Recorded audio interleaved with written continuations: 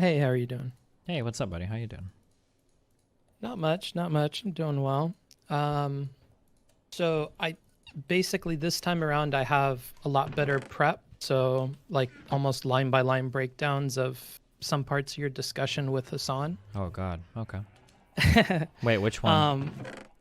um, this was, let's see here. This was the Scuff podcast. Oh, okay. Sounds like fun. So I guess I'll do a brief introduction for anybody who wasn't around last time. I'm an essay writer. I specifically help graduate students get through their edits and drafting for their final Destiny projects. Daddy XD. I do tutoring, and then I might start doing like free tutoring on Twitch, but I'm not super certain on that.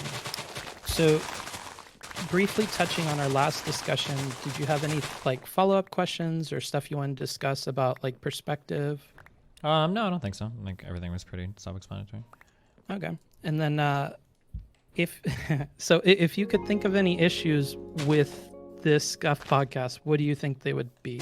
Dono Destiny. Well, it's gonna depend on what the purpose was supposed to be, I guess. From So a rhetorically persuasive perspective, it definitely Yeah. wasn't that at all. Okay.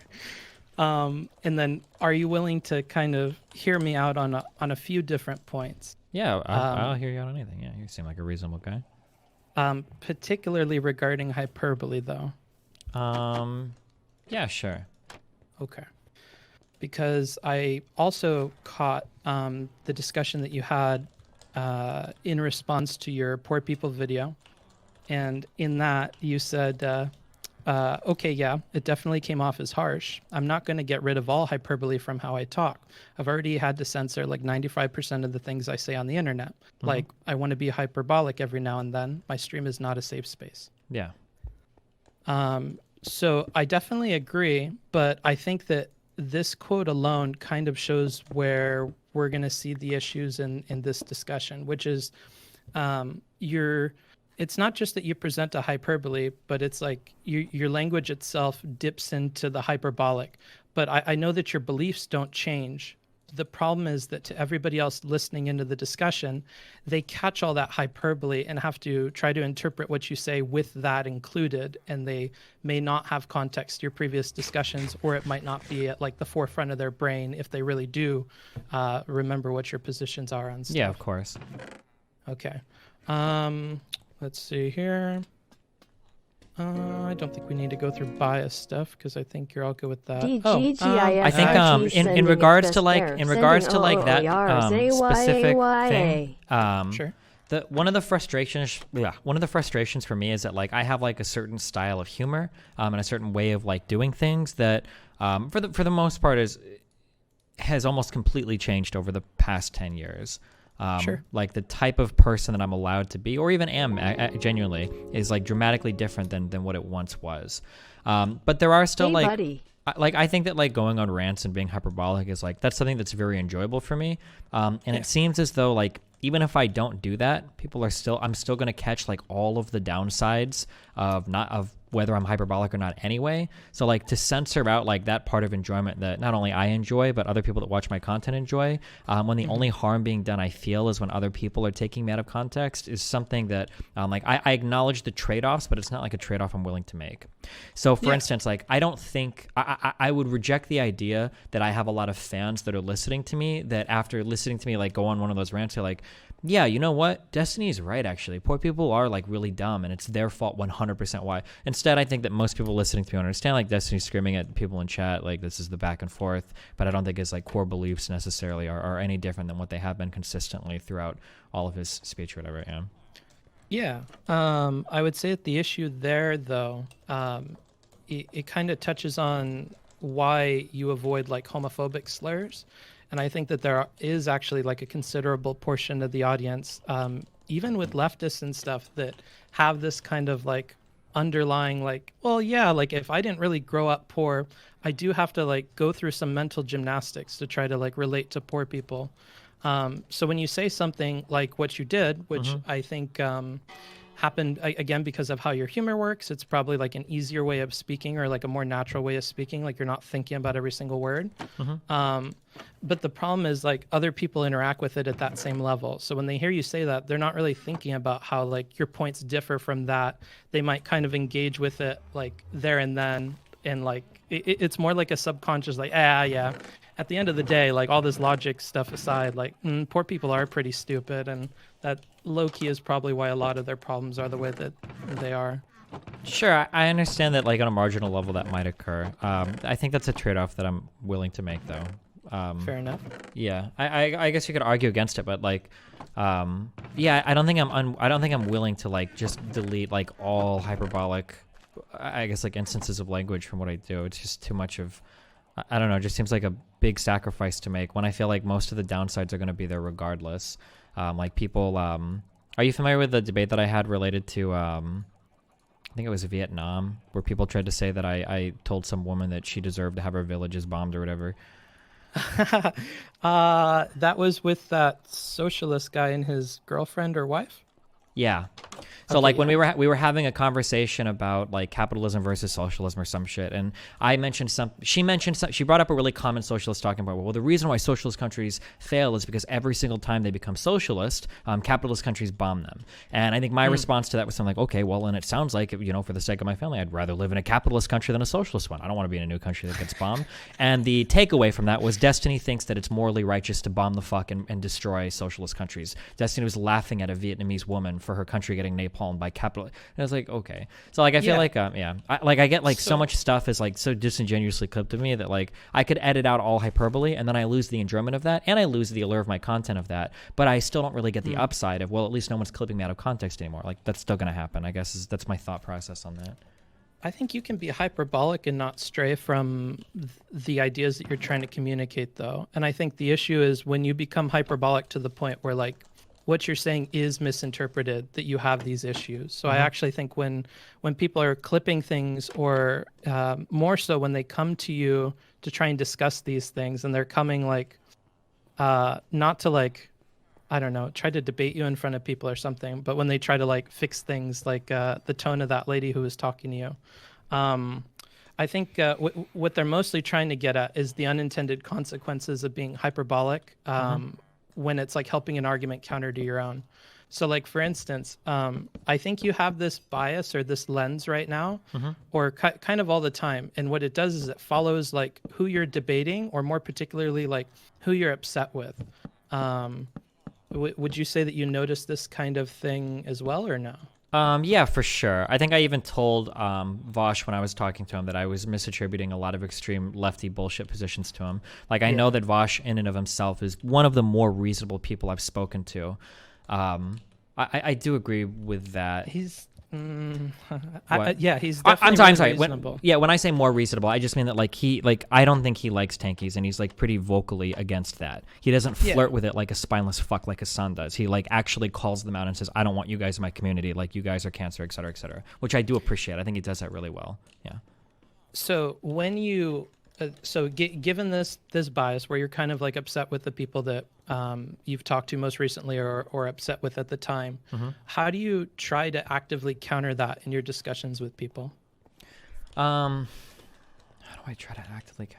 I don't think because I don't think you do, but no, that might be like I don't think I can. So here, okay. So I'm just complaining. Okay, I'm just crying. I can't credit anybody about this because nobody gives a fuck about it. Nobody understands it. I care. The problem that I have is so I live in this world where I want to criticize a certain belief, okay? Now, I will talk to people, and they'll have that belief, but they won't actually bring it out to me when they talk. And all of their fans have that belief. And when I get into a public arena, everybody is hitting me with that belief, and then I strike back against it. And then when I talk to them, like the actual like content creators that are backed up by those fans, they won't ever actually defend that belief to in and of itself to me. And then I'm in this weird fucking world where I get all these lefties all the time like, yeah, okay, I kind of agree, Destiny, yeah, blah, blah, blah, blah, blah. Then they run back to their fans. They go back to professing that old horrible belief that I totally disagree with. And then like we play this weird game where like I eventually get baited out into putting out this like extremist take against some dipshit fan that was going really hard. And then everybody all of a sudden comes to the center and they act like they're all super like reasonable. And then I end up looking insane. And it's like, very frustrating. That reality. Yeah. Did you follow me when I talked to the animators? Yes. This is the best example of this ever happening in my life. A guy sniped a comment that so I was talking to Sargon of Akkad. During my conversation, I said, I don't think that most blue-collar workers want their kids to grow up being blue-collar workers. They usually want them to, like, you know, go on to become, like, college-educated, middle class or whatever so that they can have better lives, blah, blah, blah, blah, blah. Mm-hmm. Sargon took a very unfavorable interpretation of this as though I was looking down on blue-collar labor. I hate blue-collar work. I think it's disgusting, blah, blah, blah. And then I got sniped on Twitter by some animator that made a comment about that as well. Now, in this arena, I'm being like sniped by thousands of people, tens of thousands on Twitter actually, after the JonTron thing. And then I complained to that guy. I'm like, well, I don't think you're in a position to talk about blue collar labor when you're literally like a million sub YouTuber that's probably making, 100K a year doing this shit. He took that comment that I made and he reframed it as though I was saying that all YouTube animators were six-figure income earners and managed to bring in the entire animator YouTube community and professional animators, like people like, that were authored like Cartoon Network, Adult Swim cartoons. All these people were basically, my argument was animators on YouTube are overpaid. And now I'm stuck defending that take. And I don't even think I was, maybe I was a little hyperbolic in assuming that guy's income initially, but fuck. Like, that's, sorry, go ahead. Yeah. It's really frustrating. So I took notes that whole time, so I'm just going to bring it back up to the top. Go for it. So when people have this belief, and you know that belief exists because you've seen it on other platforms or situations, you feel like you really, the thing you actually want to contend with is that belief. So when you're brought into like an arena with that person and they choose not to like make it apparent or engage with that belief, then it feels like, well, this is really frustrating because that's really what I want to address. There are times when I feel like you make this clear. And when you make this clear, it's a lot, we have that context moving forward into the discussion that, okay, like Destiny obviously has this thing that he wants to discuss with this person. And so it's very apparent, like your rhetorical choices because we know what your goal is. Yeah. Now, the problem with something like the Scuff podcast that recently came up is I could tell that you were stewing on this feeling, but you didn't make it apparent to anybody. So anytime you would like make a criticism levied at Hassan or counter Hassan on a point that's unrelated to that point, you come off as like super duper aggressive for no apparent reason because nobody else knows that that's the case. Do you think in going back and looking at that, so you took notes on this, so I'll trust you.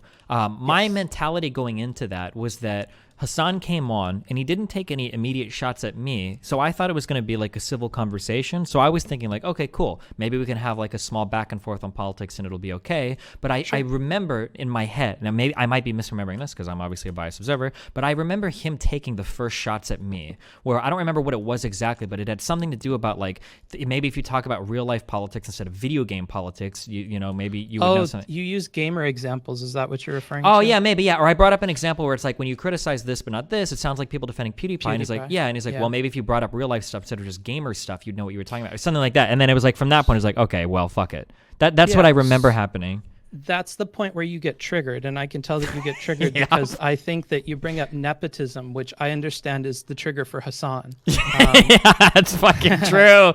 Yep. Yeah. No, you're absolutely right. Yep. I want to preface this by saying I don't really know about your guys' drama. I tend to avoid those because I don't think they're super fun to listen to. Sure.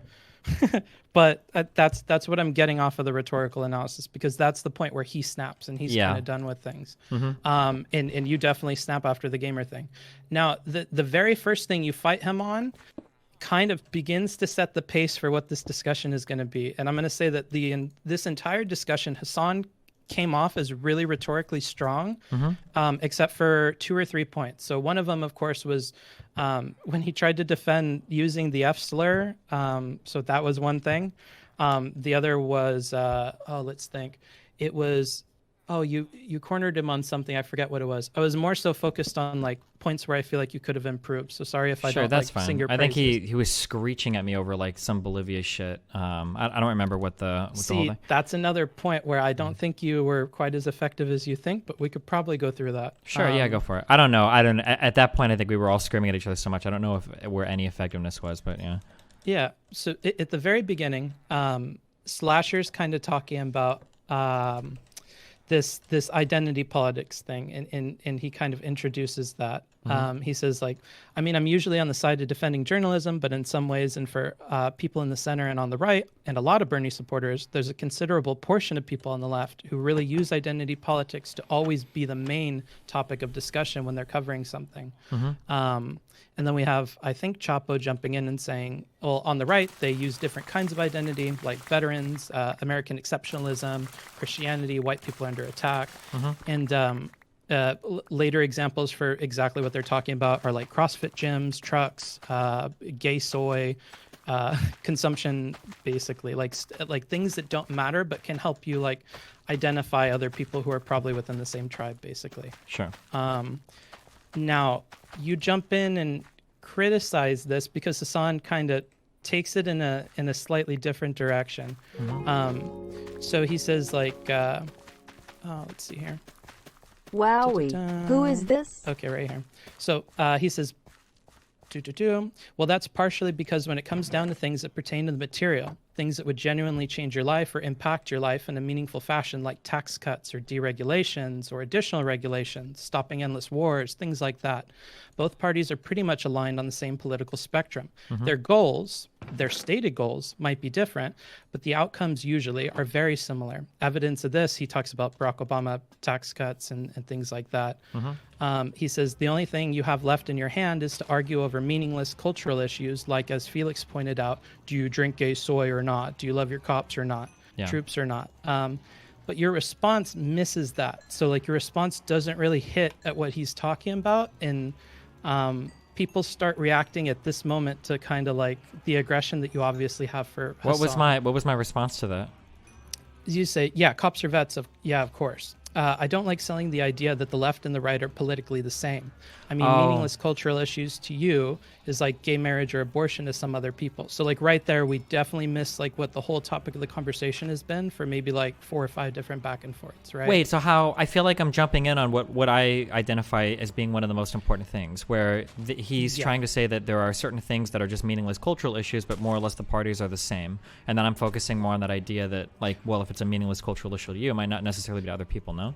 Yeah, but the problem is these meaningless cultural issues, you kind of misunderstand what they're talking about generally when you talk about that, because then you say the examples you give for meaningless cultural issues are gay marriage and abortion, but they're not talking about policies anywhere. So they're talking about more identity stuff. So again, their examples they gave are veterans, American exceptionalism, Christianity, white people under attack. Sure. So CrossFit this, so this might be an example of me getting frustrated in terms of what they bring up. So like when I talk to a race realist, and he's trying to explain that there are differences between races, the race realist is never saying, well, black people are genetically inferior to white people intellectually. Instead, what they'll lead is with something like, oh, well, you can see there's clearly difference between the races. Like, for instance, black people like just look different than white people, and they'll always leave it at that. So are you familiar with the idea of stupid poll, or like the term brocialist? Can I interject? Yeah, go for it. Yeah, because I think we might be talking about different things. Sure. So I'm more so concerned with the rhetorical level of this. So not necessarily that we have an understanding of what Hassan probably believes and what you probably believe, but just at the level of conversation that everybody has access to. Oh, so if I truly do, if I feel like they're misdirecting or misleading or whatever, my rhetorical response wasn't adequate in bringing that up. So if I truly believe what I'm about to tell you, what I should have said was, well, I feel like, or what I should have clarified what other cultural issues are you talking about, or? Yeah, so when they are talking about meaningless cultural issues, at not a single point did they really bring up policy. Sure. So I really think that what they're talking about and what they're getting at is not what you perceive it to be. And I think that's your bias creeping into the way that you interpreted what Hassan said.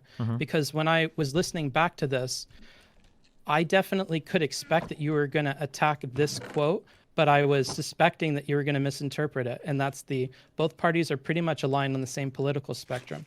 Just that one little line. But the problem is that line is in context of like a way bigger conversation. And because you're listening for it, because you know what Hassan believes and you're looking for an opportunity to call him out, I think you jump the gun because this isn't really your moment to do that. And you're attacking something that's almost like it doesn't exist. So you're kind of misinterpreting what he says here. I really do feel like do feel like there's, or sorry, keep going.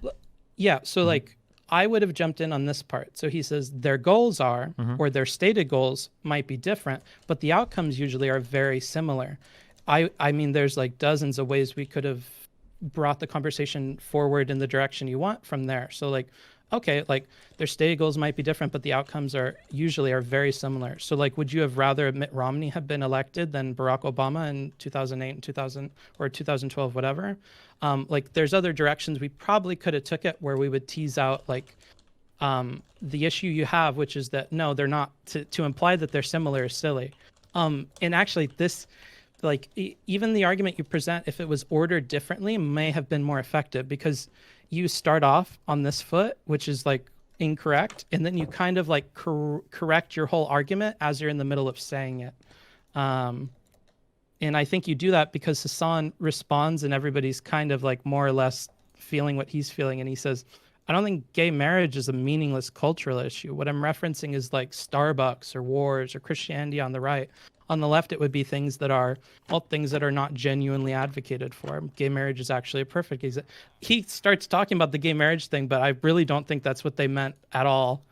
He just jumps in here because I think he's confident that he can get you on this. Gotcha. So the rhetorically, I should have focused more on either clarifying which cultural issues they were talking about or pushing more on the would you have preferred Romney to Obama? I definitely would have pushed on this idea that like the outcomes are very similar. Like that their stated goals might be different, but the outcomes are very similar. Well, I guess that's why I was looking at things like related to say gay marriage, or I don't know if I brought up climate change or my other thing, because I feel like these are two things where the goals they're like diametrically opposed to one another. Yeah. The only issue is that you say that those are examples of meaningless cultural issues when the entire time when they're doing this discussion, they're kind of talking about something entirely different. Gotcha. I guess it feels to me like one of the things they're insinuating is that like stuff related to gay marriage or whatever is essentially a meaningless cultural issue because it's not hitting on like the class related stuff that they would rather talk about. So again, I think this is your bias, and we have to be really careful to like what information everybody in the conversation has access to. So like we can all probably assume that Chapo is left leaning, obviously, and so is Hassan. Yeah. But they don't say any of this stuff about class stuff up to this point. So they're talking like we're a bunch of dudes just talking together. Yeah. So like I should have like done something to tease that out, like you said, it with the Romney Obama comparison. I don't think you have to focus so much on that comparison, but changing like what you're attacking. So I really think the problem is this implication that though their stated goals might be different, the outcomes are very similar. I just don't think that's correct. And if we took that direction, we could also go like, like I think this is indicative of the belief that Hassan has that like the media kind of is controlling a lot of different stuff, and that the media probably all has goals that are really similar, even if they push different things on different networks. So I feel like this almost, if I was listening to this and I knew he's conspiratorial, this almost feels conspiratorial in nature. So like this could have been an easy dive into discussing that more. Like, do you really think that there's no difference but the stated goals between the Republicans and Democrats? Because I think that's crazy. That's the whole basis of the election. Is that it'll turn out differently. Gotcha. Okay. So we go down, and like the line just before you choose to jump in is Chapo saying, yeah, there's an entire cop identity politics movement. Like it's fucking hilarious. Like there's a movement of like, yeah, cops that go on TikTok and their entire thing. Like we're talking about different stuff, and then you jump in with this, so it's like jarring to people. It feels like they always, I guess that's my internal stuff talking, because they always lead with that, but then when you go into their communities, they'll go in on like LGBT identities and like feminism and whatnot as well, and say that the only people that really talk about these are people that obsess over idpol or whatever. But I guess none of that had been stated or whatever, so I'm kind of attacking a position that hasn't been, whether they hold it or not, nobody's enunciated it, so it seems like I'm speaking to nothing. Exactly. Like you're way more informed than everybody else, so you have a lot more things in mind, and it's I think a lot of this is going to be like bringing to light all those things that you have in mind and like making them clear to the audience before you've created enough of a picture to feel confident like moving the discussion forward. Sure. So did you see the conversation I had, the 2-on-2 conversation I had with Hassan and me against Sargon and Nick Fuentes? Oh, I did not. That sounds crazy, though. It was horrible. But one of the things that I'd learned for that conversation, one rhetorical thing I've picked up from a guy was just asking people questions to clearly state a position you think they're concealing is really good. So in that debate, Nick Fuentes said something like, I'm very uncomfortable with the types of narratives that traditional media or establishment media is pushing on us. And I think that we should do things to like kind of push back against the media controlling our lives, which sounded pretty acceptable. But then my question to him was, do you think that it's immoral for there to be mixed race couples in traditional media? And I knew the answer to that question, and and his answer to that was really bad, but understandably. So 40 months pog. So asking questions to bring to light, because when I run into a lot of these arguments, I have like 50 million things like already like loaded in my head, but not everybody in the audience will necessarily have all of that. So I should ask those questions to make sure that we're all kind of caught up on the same page, kind of. And in like what I do sometimes, like when I'm like if I'm working with a student, I have to like explain like 20 hours worth of reading and like what we went through. I keep on top of like my notes that I have for like what I want to talk about, I keep a physical version that I'm like crossing out as I get through each of the individual components of all the ideas to make sure that like I have all those before we can talk about it. And I would imagine if I was doing like live debate or something, I'd probably want to do something similar. Yeah, I think I try to take notes while I'm debating. One of the things I've thought about for live conversations is having somebody that's in the background calling out like if somebody's pivoting or if I'm not answering a question or something. Like identifying that stuff live is so impossible. Like I have so much experience with it and I can't do it at all. I mean, maybe I can a little bit, but it's so hard to identify when someone's like pivoted off of a question or something, and I'm arguing about something totally different like 2 minutes later, and I had them nailed down like on an earlier point, and they managed to squirm out of it. It's very frustrating for me. Yeah, or if you guys are like talking past each other and like you are just going to get more frustrated the more and more you're trying to bring that to light, and there's nobody to like step in as a referee and go, well, hold on, let's actually answer this. Yeah, true. I would guess you would need somebody with like a good understanding of like logical systems and then like obviously some education on the topic before they go in. Yeah, but yeah, I've talked to a couple guys that I think for my next one, I'm going to try that, having somebody there to just call out. Because when I listen to myself, so every now and then I'll go back and I'll re-listen to old conversations. It's excruciatingly painful to listen to how much I'm missing like a certain point, or how much I let somebody get away from a point, and then I'm so willing to just jump in and talk about something else instead of, it's really, really, really bad. Yeah, and I think honestly, if you work more on the rhetoric thing, you might not even need that, because like we were talking about before, where you have to work with the pieces that are kind of laid out so far in the conversation.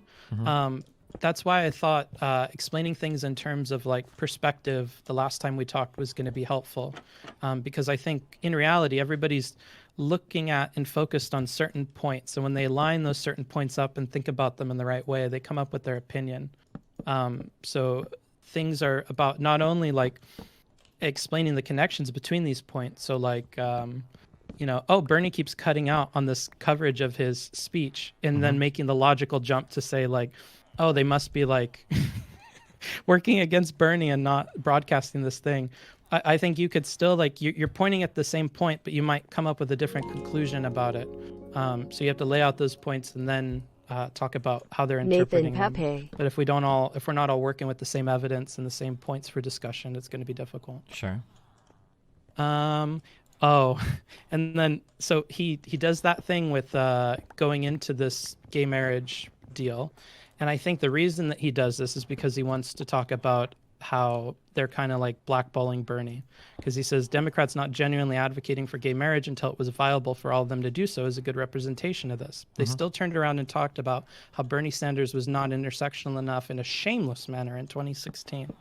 So I think that's more or less what he wanted to try to get in there, though he takes this weird like purity direction that you definitely attack on. And I think the only reason he slots that in there is because he knows you're going to attack it. Because then you come back with this crazy take. So like, to give context to this, remember that we're not talking about what we were talking about like literally 2 minutes ago. We seem to have gone off in a random political direction for everybody listening.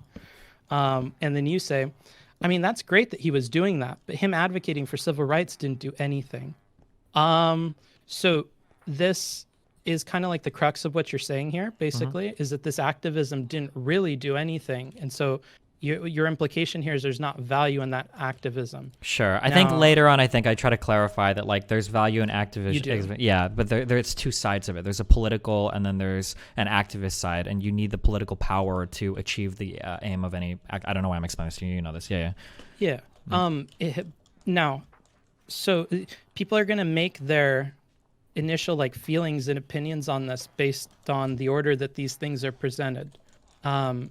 And you don't present that explanation until after giving this like nuclear take that's unrelated to what you guys were discussing.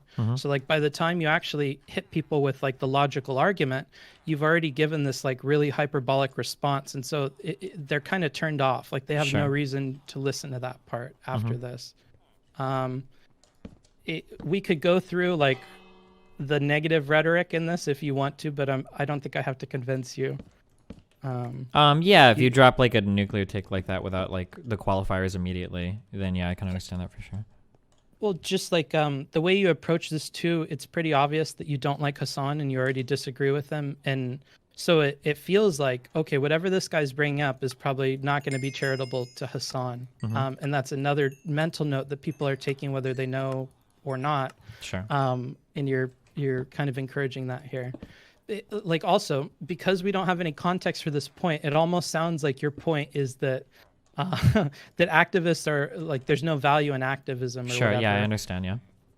And even though you explain it later, I think everybody's like responses to you were still about this initial take that you had, even though you explained it, and that's because this is what's going to stick in people's head. So I think your hyperbole is fine, because hyperbole is like bolded text or like underlining something, like it gives extra emphasis to whatever you're saying. But the problem is when you're emphasizing a bad take or when you're emphasizing like an example without any of your logic behind it, like you're emphasizing the wrong thing. And I think it could have like a disastrous impact. Sure. So I should have added the qualifiers like immediately in terms of what I meant. Kind of? Yeah. Well, have them on your team before you go nuclear, right? Because the nuclear thing's only funny or like agreeable if the person's already on your team. So like that's why your audience likes it, because it's like, yeah, well, we know what Destiny believes. So if he shits on poor people, like that's fine, because we know that Destiny doesn't really hate poor people. Like he's just sick of these dum-dums in the chat that are waiting to get a reaction out of him. And that's the other thing is I think people are increasingly aware of the fact that they can push your buttons, and Hassan does that throughout this entire thing.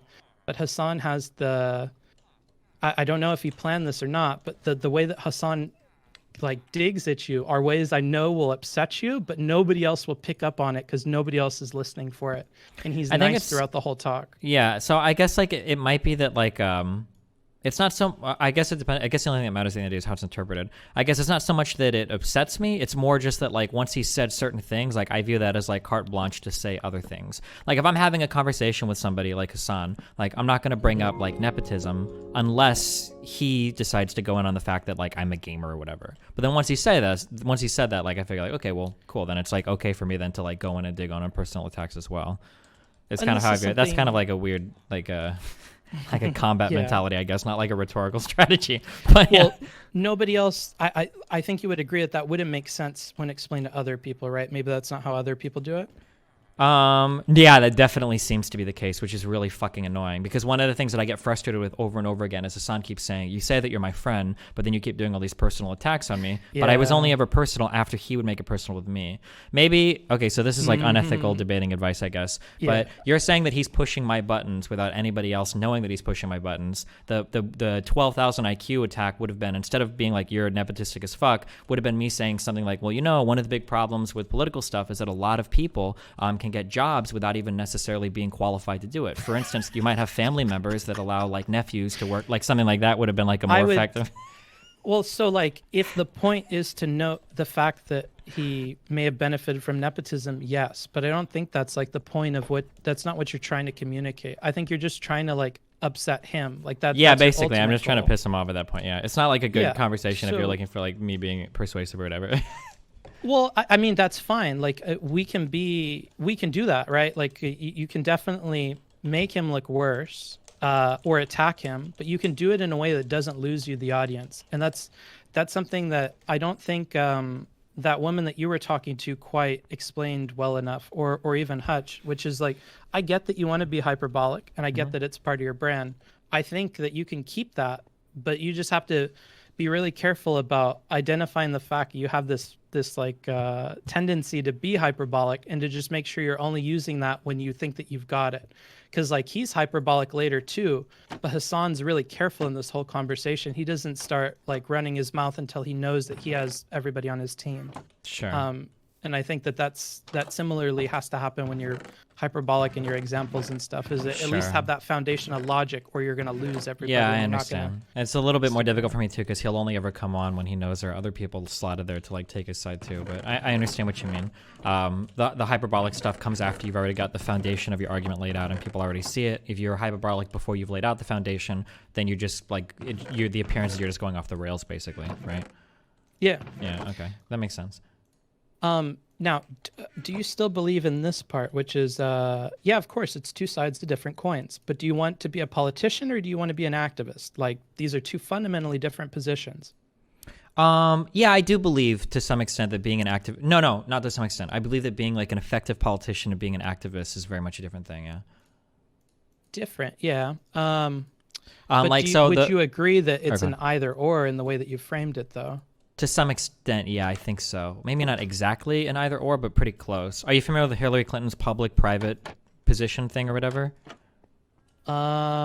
She gave some speech at something or whatever, and Hillary Clinton explained that like you have a public position and a private position. You've got a private position that you're vying for, but only the public position is tenable. And it seems to me that to be politically effective, you have to endorse that sort of mentality when it comes to getting stuff done. So that would be the distinction I draw between like a politician and an activist. An activist can go all out. You want gay marriage, you're going to kill Republicans until it gets done or something like that. But if you do that as a politician and you start losing seats, then you lose your political power, and then the activism never gets fulfilled in legislation, is how I view it. I could be wrong on that. That's just my current view of it.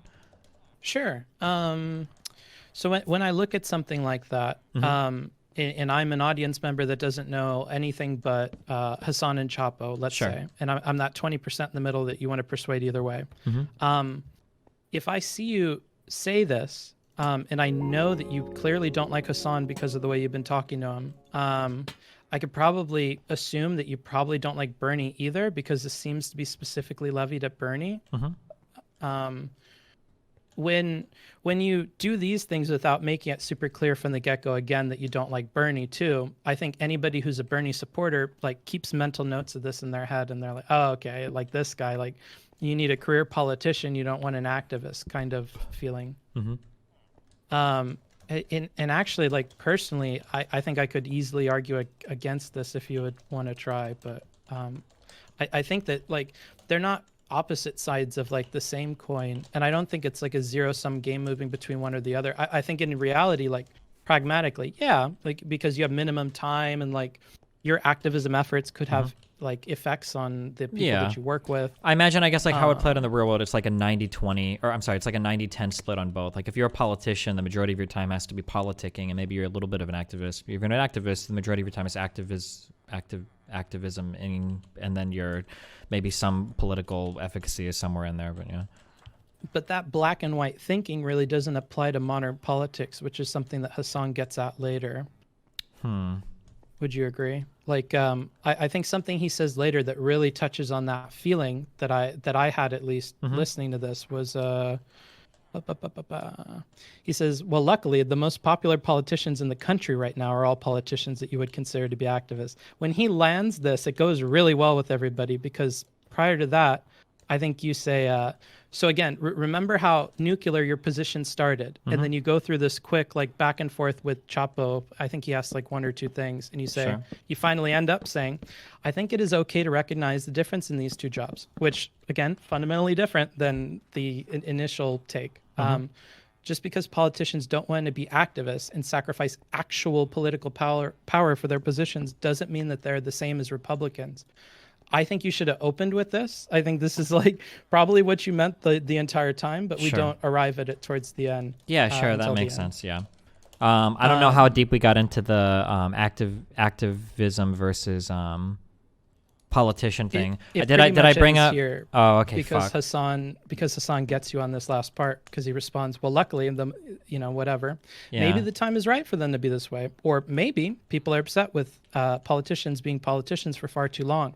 So now they're just looking for a change of pace, for politicians to be genuinely activists. I don't know. I just think that's whatever. When he I feel like does the response, my response to that, I'm surprised I didn't say it. Maybe I thought that line of argumentation was done or whatever. But I feel like, and then you can follow this if you want, or maybe it's not relevant or whatever, that like the most popular politicians today do seem to be activists, but they also don't really seem to be very effective politicians. So for instance, like AOC is a very popular activist, but legislatively she's a dud. She hasn't, nobody supports the Green New Deal. Like none of her major policy things are going anywhere in the House. Like, so it seems like it seems like if anything, that would be support for my argument. But I know I thought that at the time. I don't know why I didn't want to run down that afterwards. You do keep going that way, but you don't make any ground. So I have a note that we continue in this direction, but this is where it's decided for Hassan. Okay, so I know that the rhetorical analysis is for you, but I would say that Hassan was really good in here. And some examples are like, he softens everything with his language. So like he says, maybe the time is right for them to be this way. And where he says, I don't know. That's where I'm coming from with this. Sure, it gives him a lot of wiggle room in everything he says, so he can't really be like nailed down on a particular You bad interpret take. it that way, but again, I think this is your bias coming in. I think this is just really effective at being like, he doesn't want to come off as an authority here because he knows that you want to be that authority and he doesn't want to challenge that. And I think by positioning himself as this guy with just an opinion, every time you attack him so hard like that, it makes every other line he says that supports this like more and more empowered. Like later on when he says like, yeah, I know, like you gave me this big boost, I'm not rhetorically effective and all this other stuff. That pity party only works because you attacked so hard while he was being polite this entire time leading up to that point. Sure. He wasn't really being polite, but the way that he was attacking me was subtle enough that most people wouldn't perceive it, right? Is what. Yeah. Although I would say that like, he rarely like actually puts you on blast in front of other people. Like even the gamer remark I would say was pretty like not big. I think he put me on blast pretty hard. He was screaming at me over the Bolivia stuff. Like he called me a white boy at some random point. I would have to remember. So when when he screams at you about that stuff, again, I think this follows the nepotism remark, but actually he gets you there. Do you want to go to that real quick? Yeah, if you want to, go for it. Okay. Let's see. Pretty far down here. Yeah, I basically ended up almost doing this entire video before I realized like I had dumped too many hours into this. Sure. I'm trying to find it. Oh man, he does a lot in this. Like he connects with that Manuel guy, and I think that does a lot for him for this entire conversation. Yeah, because they talk about the yellow coats or whatever in France that are protesting and brings them in. Yeah, he does a really good job, and like his rhetoric is good there too. I think he's gotten a lot better since you guys kind of first started interacting. Okay. Actually, while I'm on the way, so you have these things in mind, and you have these people that you have to deal with, like the fans of certain people or certain communities, like Bernie Bros and lefties and alt-righters and all this stuff. Every time you reference that, though. Every time you try to have some kind of line about that, I don't think it lands super well with people, especially since you usually use it when you're trying to characterize the argument of another person.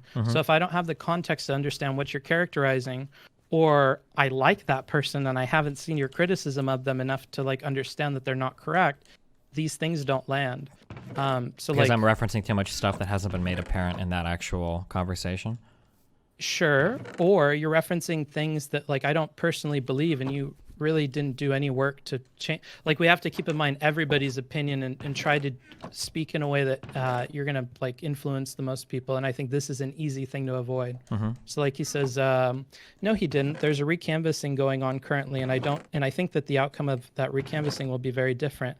Especially considering that there are 100 reporting errors, and beyond that, the Associated Press didn't declare a winner. The New York Times didn't declare a winner. So either you're just watching CNN and repeating propaganda that you hear there that declared Pete Buttigieg the winner. I would ask you not to spread misinformation on a platform with 14,000 people. Your response is, Dude, this is like every Jordan Peterson fan ever. You're sitting here pretending like you didn't ever claim there was a conspiracy theory, but I remember going through your giant fucking tweet thread on how you. Okay, so when you guys have this conversation, both of you do look crazy, but he sticks to this. He sticks to the basis of like how you guys got into it, whereas your focus is more so on outside stuff. Like you really want to talk about this conspiracy theory. And just you make a lot of decisions insofar as your approach to this that like loses you anybody who's listening.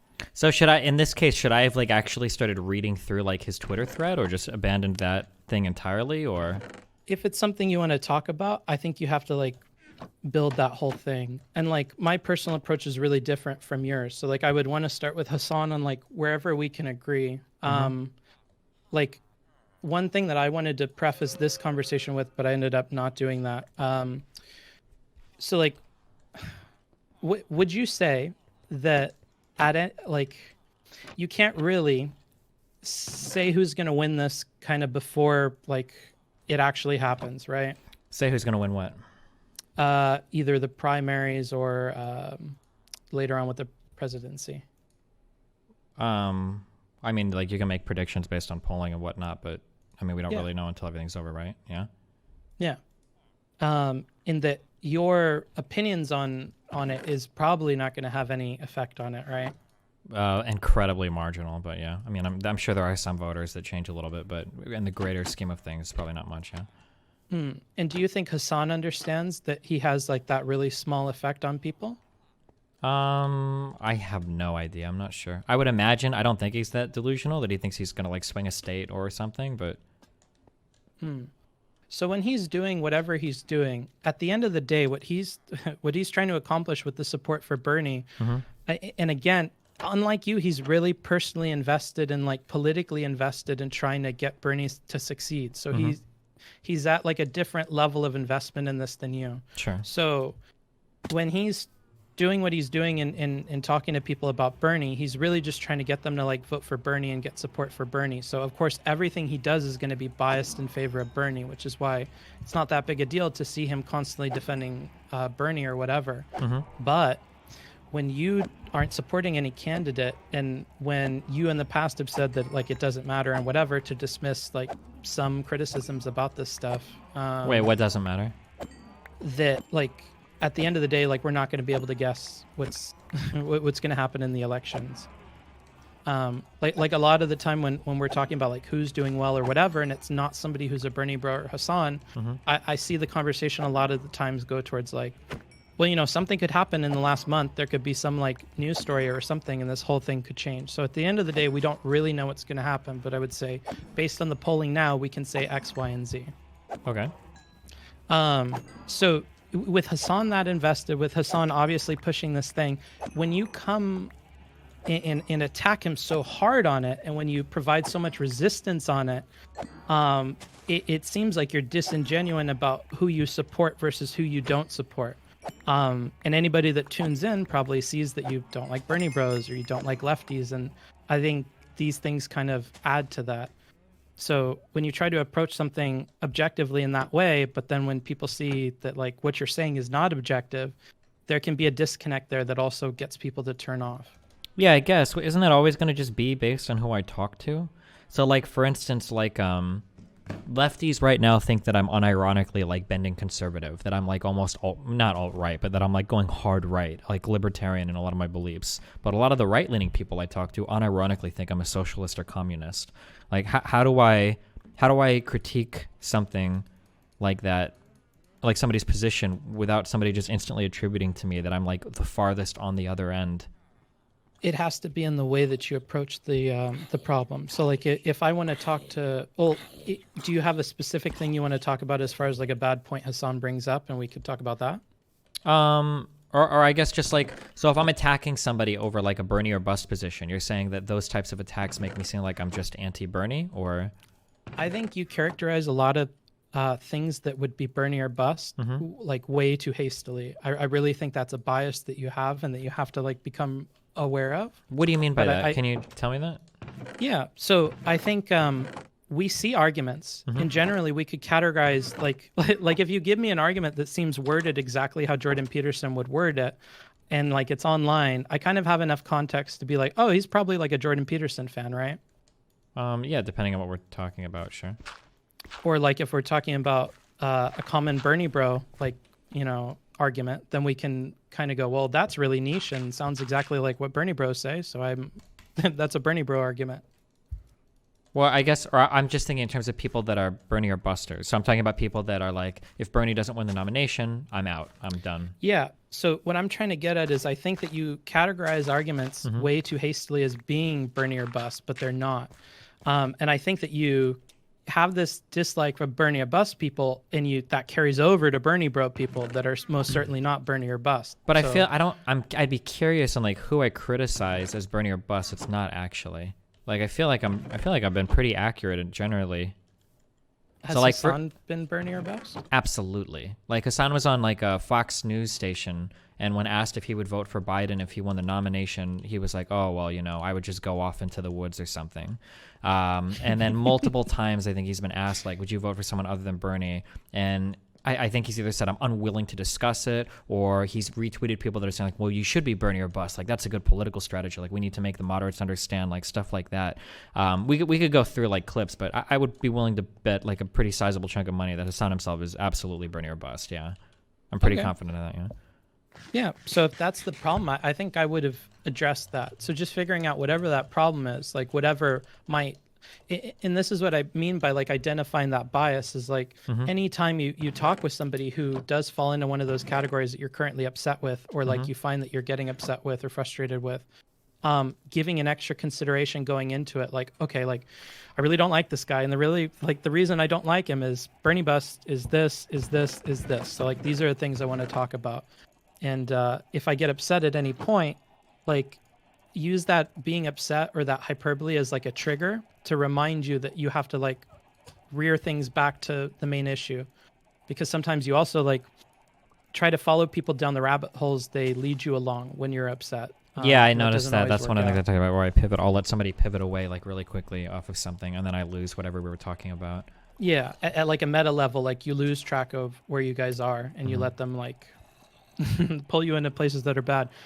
Also, if they're going into this conversation with that in mind, like I disagree with Destiny on this, or he has bad takes on this, so I can just like lure it out of him, and as long as he says it, then I win. That's something that people are going to do a lot, and especially since they know your language can be charged. Well, if I can just get his language to be charged, then I can get a lot of people to just not listen to him, even if what he's saying is correct. Sure. And so, yeah, if there's somebody that has a bad take like that, I would just start with the bad take, and I would be very, very careful not to expand that to any group that's larger than that single person, because like if you try to attack their identity or their tribe, you're not going to win. But if you just try to convince the individual to pick a different tribe, that's like way different. Gotcha. So when I'm being critical of a Bernie or bust mentality in that conversation, I should establish Hassan as being a Bernie or buster first, basically, or? Yeah, 100%. Okay. So then I should have either like point blank asked him, would you vote for someone else in the primary, and then see how he answers that, or bring up like supplementary information to establish that premise that you are Bernie or buster based on this or that you've said in the past. You could, and you can also be less direct. So you could be like, oh, like I really, Bernie seems to be doing what, like give him things that are truthful too, because you also fight on points where it's like anybody with some like cursory knowledge of the facts is going to probably take issue with your perspective. So just trying to establish, whatever your problem is with them, but also like, why is that a problem? I think that's another thing that has to be established first. So like, oh, I really like, that Bernie's doing super well. It looks like he's definitely going to win Nevada. But if he loses his steam and he's not able to sweep this, I'm just worried that a lot of the hype that he's building up for himself and for his fan base is not going to carry over to the next candidate. And so it's like, unless we do Bernie, we're kind of shooting ourselves in the foot if the only reason that we're out and voting or like supporting policies is because of one dude. Without the dude, it's not going to work. So that's something you could bring up. There are also like critiques of this Bernie or bust thing that I feel like are probably better or more agreeable. So like, I think if you build the whole movement around the man, that's way worse than building around policy. And Bernie started off really good about building it all around policy. And I think this time around, it feels like it's a lot more about Bernie, and whether that's because everybody's kind of, taken his policies and changed it in their own ways, or because that's an active choice that he's making, I don't know. But I feel like that's a more reasonable argument to start with. Gotcha. Because you can always levy these arguments that are like softball versions of what you actually believe. And by throwing those out there, you might even tease out nuance in the other person's opinion that you didn't foresee. So like it might be that there's some other fundamental misunderstanding that Hassan has about X, Y, or Z, and uncovering it that way, like by chance through nicer questions, it's going to be a lot easier to address that than if we get there by, blitzkrieging and like doing it that way and like going full force from the get-go. Sure. Okay. So I think it's like a general takeaway so far. I think it's really important to ask questions to build a case. That in every conversation, the case should be built assuming nobody on either side knows anything. So ask 100%. questions to establish foundational positions, and then build arguments assuming that the only information available to the audience is what's been established during the course of that conversation. That every conversation is like a new encounter, basically. Yeah, and I don't hear you ever repeating this back, so I just keep trying to emphasize it. Remember that hyperbole and that bias you have is like a shotgun. Like it's really effective, when you're using it the right way, but it fires in all directions. And if you aren't careful with where you aim it and you don't have that backstop, like from firearm safety, you might hit other people. And I don't think you're in like a good state of mind when you're having the shotgun and blasting off everywhere to be careful about where you're shooting and what you're shooting at. Gotcha. Yeah, that makes sense. Okay. Because I felt like that was going to be the most difficult one to try to bring up with you, was this idea that like when you start arguing against a particular group or you don't like them or you have drama with them, there's this like animosity that carries over into everything. And it really like almost poisons a lot of your arguments from the gate.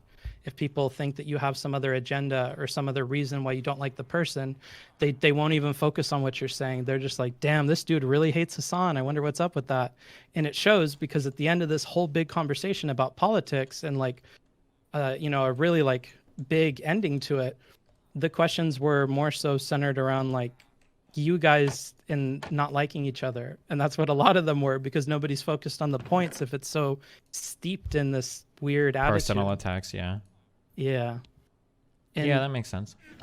Yeah, and if we have to pick a person who stuck more to the facts and tried to stay polite and stuff, I think they have no choice but to pick Hassan, even if his points weren't the best. I don't know if I feel that one, but maybe. Yeah, I don't know. I feel like he went in like pretty, like personally, like pretty hard, like quite a few times. I came off as what? I honestly think you did, but yeah, I did as well, for sure. But I feel like I let him more. lead on all of those attacks. But yeah, I mean, if he's gonna start with it, I feel like I have to end it. But so like right after you guys talk about what we discussed previously, you talk about exit polls a little bit. Sure. And the reason you bring up exit polls is because previously, like, I don't know, maybe half an hour before, he had mentioned one exit poll in support of his thing. When you reference that one exit poll from way forever ago that we didn't emphasize at the time, nobody else remembers it. So this is another example of that. But then after that, we start to talk about the heart attack thing, which is another place where I feel like you were upset and you said things you probably didn't mean, and you went in on something I don't think made any sense. Wait, you mean that? When both of them did not, when Train asked how Bernie's health was and both of them were like, his health is fine? Yeah, you want me to go through it? Sure. Okay. So they're talking. I think somebody shits on another candidate's health, and then I think it was Slasher who asked, isn't Bernie fairly unhealthy as well? And Chapo goes, nah. And then you're like, it's just a heart attack. That's fine. I think you're good there. The problem is immediately after, you said he cut his schedule like in half after the fucking heart attack too. The only person listening for that was Hassan, because everybody else was cracking up. Yeah, and I already know the point. Yeah, I already know the points he's going to make, because Bernie's own argument was that, actually, I was doing more than anyone else, blah, blah, blah, blah, blah. So even if I cut it back, I still cut it back to what everyone else was doing. But he still cut his schedule like pretty significantly. He did, but the problem is you were incorrect, and instead of immediately addressing that incorrectness, you continue on your point, which signals to everybody else, oh, this guy might not have a point. Wait, which point was incorrect? So you say he cut his schedule like in half after the fucking heart attack too, which is not correct. Wait, which part is not correct? That he didn't cut it literally in half? I put like in there, so it's maybe not in half, but maybe like 30%. Like, here's the problem: is Hassan corrects you and he says it wasn't half, whatever. Your response to Hassan's criticism immediately after is he can't pay more than other people. That's your thing that you're giving him, but he had to cut that shit back hardcore for the heart attack, probably because his doctor said he was going to drop fucking dead on the campaign trail if he kept it up as hard as he was. Sure. He did cut back on his schedule. Maybe it wasn't by half. That was slightly hyperbolic. I'm sorry. When you have that at the end, as like a itty bitty side note, I know one thing you say is like, if you give an apology, nothing after the but matters. But all you've done is you've shifted it. Yeah, you've said your whole piece before the I'm sorry, before the but I think it's similarly ineffective, because instead of immediately jumping and admitting that you had that point wrong and then addressing what you meant to say, you defend what you were saying before saying that it was incorrect. And that I mean, like, the only thing that might have been incorrect would have been the hyperbolic statement, but I think the original point that he had to severely cut his schedule back still stands. I don't think I was incorrect on any of that. Unless you're just saying that rhetorically it didn't come off as effective because I had to walk back the hyperbole a little bit, but it didn't come off as effective, again, because you try to defend it before you do that apology thing. But it's more than that. So after this, and this happens very quickly, instead of actually letting the sorry sink in, you immediately go, also, Bernie hasn't searched anywhere. Bernie had a decent performance in Iowa and New Hampshire, but like on the national pollings, he hasn't searched anywhere. You say that immediately after, right? So like, oh, sure. Well, because I'm trying to respond to multiple points, right? Because they've given like 2 or 3 arguments, so I feel like I have to give it all. Yeah, but the weight is all given to what you meant and what you're trying to say. And by not giving any weight to the other side, it doesn't land, right? Because I'm responding to multiple points? So everybody's not thinking about this at that logical level. So they're not keeping mental notes of like everything that you're saying or the order you're saying it or what you're referring to. So like when I'm looking at this typed out, it's almost like 4/5 of this is you defending your previous point, or attacking a point he has. And actually, no, I would say closer to like maybe 3 to 5% is the actual apology. So when you put, again, speaking very quickly, which is something you can't help and it happens.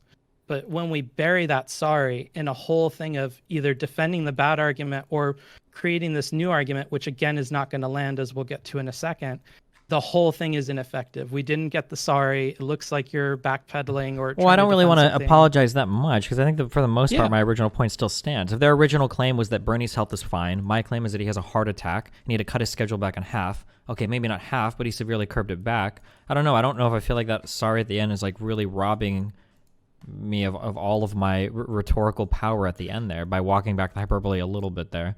No, it doesn't. That's not really what I'm referring to. I think the sorry doesn't do anything for you. I think it could just as easily not be there and oh, sure, no okay, effect. Sure. I think that the problem is more so that we have a defense of something that they understood wasn't true, and that Hassan was definitely made clear that it wasn't true. And I think SFAND and Slasher, despite not being super political, even jumped on this because it's commonly like advertised that this wasn't the truth and that he was doing more. So when you say this, again, there's context for everybody else listening, and for everybody else listening, this really didn't land, not because of the sorry. I think the sorry should have been the emphasis, actually. I think it's more so everything else around it, like all these attacks and these defending a point that wasn't correct. Wait, so which was the point that wasn't correct? So if we deliver this idea that that his schedule was cut, but the way that we word that is he cut his schedule like in half, and then somebody says that that's not correct, you have to work through that not being correct first before you give your new like restatement of what you meant. And you don't do that. So instead it sounds like you're defending the point that's incorrect, and then you jump and pivot to a whole nother attack because it seems like you're not going to win that one. Okay, gotcha.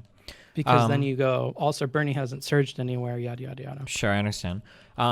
So one problem that I have when I have conversations with people is that when I talk to people, I usually start off by saying, if I say anything you disagree with, tell me immediately so that we can stop and work through that point. I would really like to have conversations where we go like point by point, rather than like everybody like talks a bunch and then everybody else talks a bunch, so that I don't end up doing this thing where I have to respond to multiple points in a given argument. What is the most rhetorically effective way to engage in a conversation like that? To keep in mind the audience's attention levels. So it seems like because you're paying attention to everything, that there are millions of points and that we're kind of like not following any logical order and it's going all over the place. And if we actually meant to like come to a conclusion, this isn't the best way. But for everybody else, they don't interpret it that way. They almost like feel everything. They're writing like a current of feels through the whole discussion. Yeah, of course. Yeah. And so like keeping that in mind, it's not super important that we address every single point. What's important is that we maintain like control over the focus of the conversation. So like, I don't care about the individual words, but I do care that like the audience is focused on the right thing. It's almost like being a magician. Like you want them, it's all about control over where they're paying attention, because where they're not, you can do whatever you want. In the fact is in places like this, the focus is really on where you messed up and not so much on like what you're trying to say. And that's going to happen a lot when you use hyperbole, because hyperbole is another distraction. It pulls people's attention away from like the substance of your argument and more towards like the craziness of it. Sometimes that lands because the craziness tells the story of your point. But when the craziness doesn't tell that story or doesn't help that story, then it detracts from what you're trying to say. So to answer that, I think you have to handle everything remembering that everybody's not going to pay attention to every single thing, but this is about managing their attention and managing like what I'm choosing to emphasize and make the important parts of this conversation. And I think you understand that to an extent anyways, because you're often bringing the conversation back to these political topics that you want to discuss. So you already know how to do that. But yeah, painting a vivid picture for whoever's listening while maintaining like a good relationship with the person you're talking to. Because the only way you can talk to their audience, it's like if you're dating somebody and they have a kid, if you make friends with that person, like with the mom, that is like a necessary prerequisite to getting that kid on your side in most scenarios, I would say. So like it's really important to make sure that you have Hassan or Chapo or these people to make sure that they understand what you're saying and they're interpreting it right, but then B, also look at like the lesser informed audience or the audience that's not as invested in the conversation and like, what are they listening to? What am I highlighting? What am I going to have be the takeaway of this talk? Sure. Does that answer kind of what you're looking for or not really? I understand everything you explained. I guess so my question in terms of people that like will drift off and talk about a lot of things, would it be more rhetorically effective for me to like scream somebody down that's in the process of doing that, or to just try to play the rhetorical game? So like, for instance, like a lot of people will just go and go and go and go and go and go. And they don't want to stop because they know that if they can just machine gun out, their 50 million talking points, that it sounds good. Now, the rhetorically effective strategy, as far as I'm aware, is to find one point that I know that they're wrong on and just focus on that, because that kind of deflates everything they've said. But the more logically honest way to do it would be to write everything down and go through every point and respond to it one at a time. I don't think either works super well, to be honest. Really? I think that the finding one point, I think is pretty effective. But go ahead. Yeah. When you're doing this, you're not stepping outside of your frame of reference. So picking the one point and focusing on it, or keeping track of all the points and maintaining focus over all of them, are not things that the audience is doing. And I would say most of this, right, is for the audience. Well, I mean, I would say that the audience isn't doing it, but I definitely, I would bet my life on this, that there is a huge recency bias when it comes to how audiences interpret things. So so like if I have a debate with somebody, say, and I get crushed on every point, but on the very end I bring out like a really strong argument and they can't respond to it, people will walk away really thinking like, man, Destiny kind of crushed on that debate. Or if I do a thing where everything is kind of weak in the beginning, or like maybe weak at the end, but in the beginning was really strong, people will be like, Destiny got crushed throughout the entire debate, it was horrible. So I look at like Gish Gallops as kind of the same way, that if you pick out like one point and just crush that absolutely, it feels like nobody will care about any of the other things said. They just hear the last point refuted and like, oh wow, he's right, or whatever. I mean, like every argument's going to be so different, right? Because Mm-hmm. it's the expectations of the audience. I think Of course. sometimes there will be this like bias at the end, but I think that bias towards the end happens when the whole conversation did nothing for that person. So yeah, if the whole thing is like boring or I can't follow it, but then you have some crazy thing at the end, I'm going to forget everything but that crazy thing at the end. And if Sure. that crazy thing never happened, it would just be a boring talk. Mm-hmm. But I think that like people are also keeping track of other things throughout the whole conversation. So your like final crescendo at the end is going to have a different impact depending on how the whole talk went.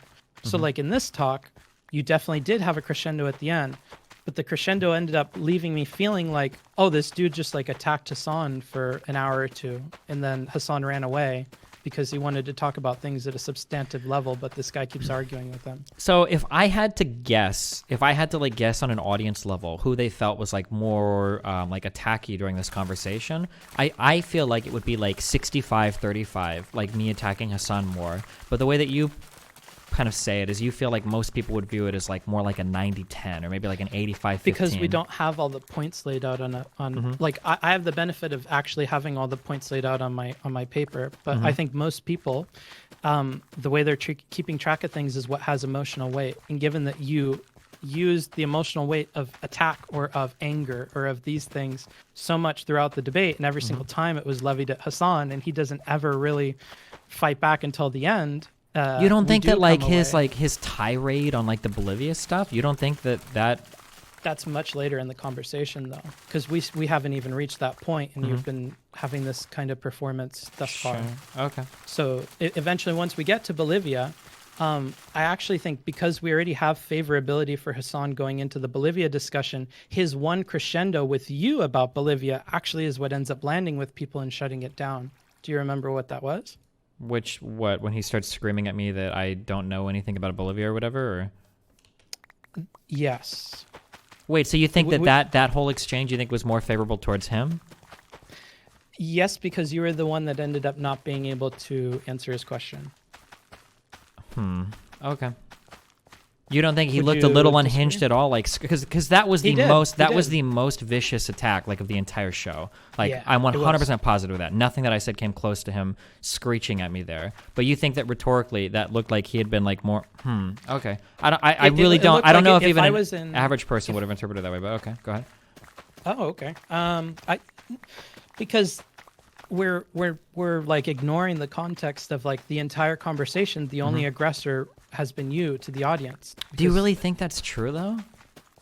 Reading it like word for word, I would say, just because any digs that he makes at you are not obvious to anybody. You don't think anybody, when he says things like debate lord, you don't think anybody, the audience, is like perceiving those as attacks on me or anything? That comes after your nepotism thing. You bring that nepotism thing out way earlier than I thought that you would get there. Yeah, but I don't bring that out until after he's brought up, like, maybe if you think of non-gamer examples, right? Again, I don't think that's nearly as big as the nepotism thing. And I think that's evidenced by the discussion that everybody has about that. Like, is a friend really somebody that you would level this nepotism thing at? Because something about right-leaning people, right, is this idea, and I saw this in a recent talk you had, that if we take away this idea of free will, it's almost like you take agency out of like all of their success, right? Sure. And that's something that particularly in American culture is like a really big deal. And that's something that nepotism serves to do 100 times out of 100. It's always for the purpose of robbing that person of their agency and their position. Don't you think that the gamer comment is more or less doing the same to me, saying that like... It's really like in passing that he says the gamer remark. So again, I think you give a lot of weight to it, and he knows you'll give a lot of weight to it. But because nobody else is at that frequency and nobody else really cares, nobody takes it like you do. Okay. And I think he actually has like support in the conversation, because there are other people that would agree that using all these like gamer people or using a gamer person as the example is probably not good, right? Let me find that PewDiePie remark. Oh, and this is again why. So you have this habit where you you attach these groups or like previous arguments that you've faced and whatever to what's going on right now. And to most people, that's going to sound like a straw man because it's like, oh, he's not going to like actually engage with the substance of this argument. He's just going to like say it's exactly like something else. Wait. Can you repeat the start of that again? Sorry. Yeah. So when we try or you have this habit of attaching like previous arguments, previous debates, previous experience to the argument of somebody else. And if you don't couple that with like why the other argument didn't work and why this argument fits that, again, without that context, this looks really bad. It looks like you're creating a straw man of the other person's argument and you're attacking it at you're ignoring the substantive level of it. Like you're refusing to attack it at that level. And instead you want to go towards, making fun of them or whatever. Gotcha. So like when you say something like, yeah, you're rehashing them in the standard way that like PewDiePie would rehash his support or whatever, that you would fucking grill him over like, oh, I didn't know this guy was a whatever. I just meant it as a blah, blah, blah. And then that's when he uses the gamer example thing is because you're going in on him. So in response to that, he says, are you ever capable of talking about political conversations without resorting to gamer-like or to like gamer examples? And then you say, what does that matter? I'm just drawing from something that frat boy Hassan would understand. That's right up your fucking lane of political commentary, I guess. You literally end a tweet thread, by the way, with half of this shit not even being true. You literally end this thread with like liberals, blah, blah, blah, blah, blah. I feel like on this one, though, like a lot of people know of Hassan's like attacks on PewDiePie. Like that was something that almost everybody talked about, like the whole crypto fascist thing. I think he did a video for the Young Turks on it and everything. I didn't know that.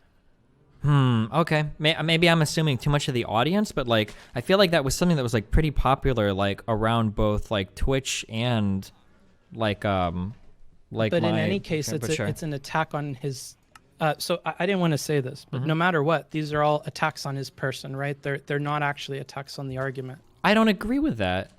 If you tell me that using an insulting joke or whatever, if you're either not aware of the audience or if you don't want responsibility for that, like that's okay, then you're directly refuting an argument that you put forth earlier where PewDiePie needs to claim responsibility for jokes or people at EOS. He didn't put that forth earlier. Not in this conversation, but it's been like a huge thing he's talked about in the past.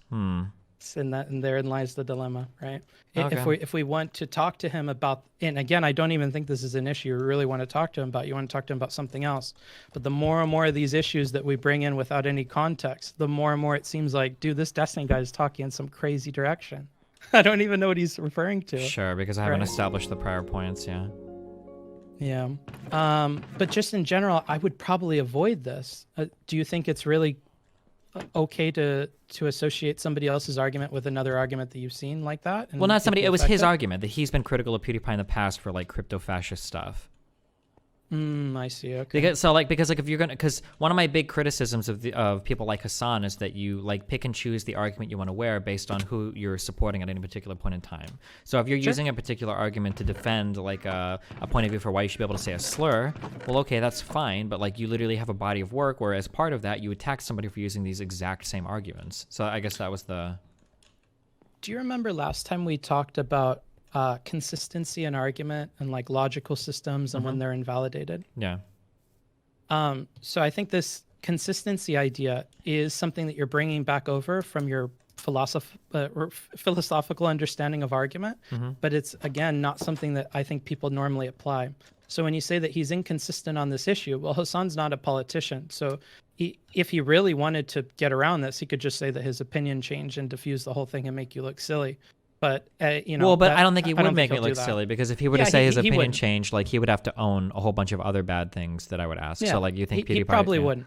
But trying to catch somebody on consistency errors seems petty. Have you ever had anybody tell you that? Yeah, but typically if they admit to that, I feel like I've kind of won the argument at that point. I don't think they would admit to it, but if that's something that's commonly held belief, then that's something that's in the minds of your audience when they're listening. I think at least my audience, probably because I talk about it so much, like views consistency as being a pretty important part of an argument, that without consistency, everything kind of like falls apart. Are you trying to convince your audience in this discussion? No, in this, against Hassan, no, I was just mad at Hassan. I just wanted to scream at Hassan for a few hours in that particular discussion. But okay. And I think it's okay if you want to scream at him. Just Well, but you'd still, I don't want to look like my goal isn't to be like rhetorically effective in terms of being persuasive, but I don't want to look like I'm losing points. So it's still, so I'm not disregarding all your criticism and saying like, oh, well, I don't care, I was just mad at Hassan. Like, I still don't want to look like I'm giving up arguments or whatever, of course. So yeah. But I acknowledge that like in this conversation, like I'm very clearly not trying to be like the most persuasive speaker ever. I just fucking hate Hassan, and he's walked into a podcast where I have 3 hours to shit on him. So, do you think personally it hurts you to give up points? Well, I don't want to be incorrect on something. Yeah. But does giving away a point always necessitate being incorrect? Well, I guess I mean, if you thought a point was one thing, but it's actually not, then yeah, that would be the definition of incorrect, right? Yeah. Sorry, that's not a really passive aggressive. I didn't mean that, but no. I'm trying to see what you're getting at. Yeah. Yeah. So like, I would say there are a lot of situations in which that's not the case, right? Where we can make concessions and even boost like how people view us. Like, I think you can do that on things that don't give any ground to the other side a lot of the time, but they can do a lot for you. Would you agree, or do you want to go through examples? Yeah, I wish I could think of an example offhand, but I really disagree with that. Okay. I wish I could think of examples. I feel more like the recency thing, that when I'm talking to somebody, if I feel like I get them to come over even an ounce, if they agree on anything, it always feels like a really big rhetorical loss for them, even if they're not giving me that much. No, for them. That if I can get them, I mean from your perspective and your opinion, right? From my perspective and the perspective I think of the people watching. So I try to read like a lot of like commentary, like 4chan, YouTube or whatever, after a conversation. And it seems like when other people start giving me points, even if they're small points, it seems like their audiences usually get incredibly frustrated with that or incredibly upset with that. Yeah, and that's because I think for other audiences, they're built around this idea that they're infallible and that they're correct about everything. And it's the consistency in that correctness that makes them like, it makes people want to choose them. I think there's a lot of like lazy people that want to hear that somebody is correct, and once they've determined that they're going to be correct about most stuff, they'll just hear them out on everything. But I don't really think that giving ground always does this. I think a lot of the time it can build rapport with the other person.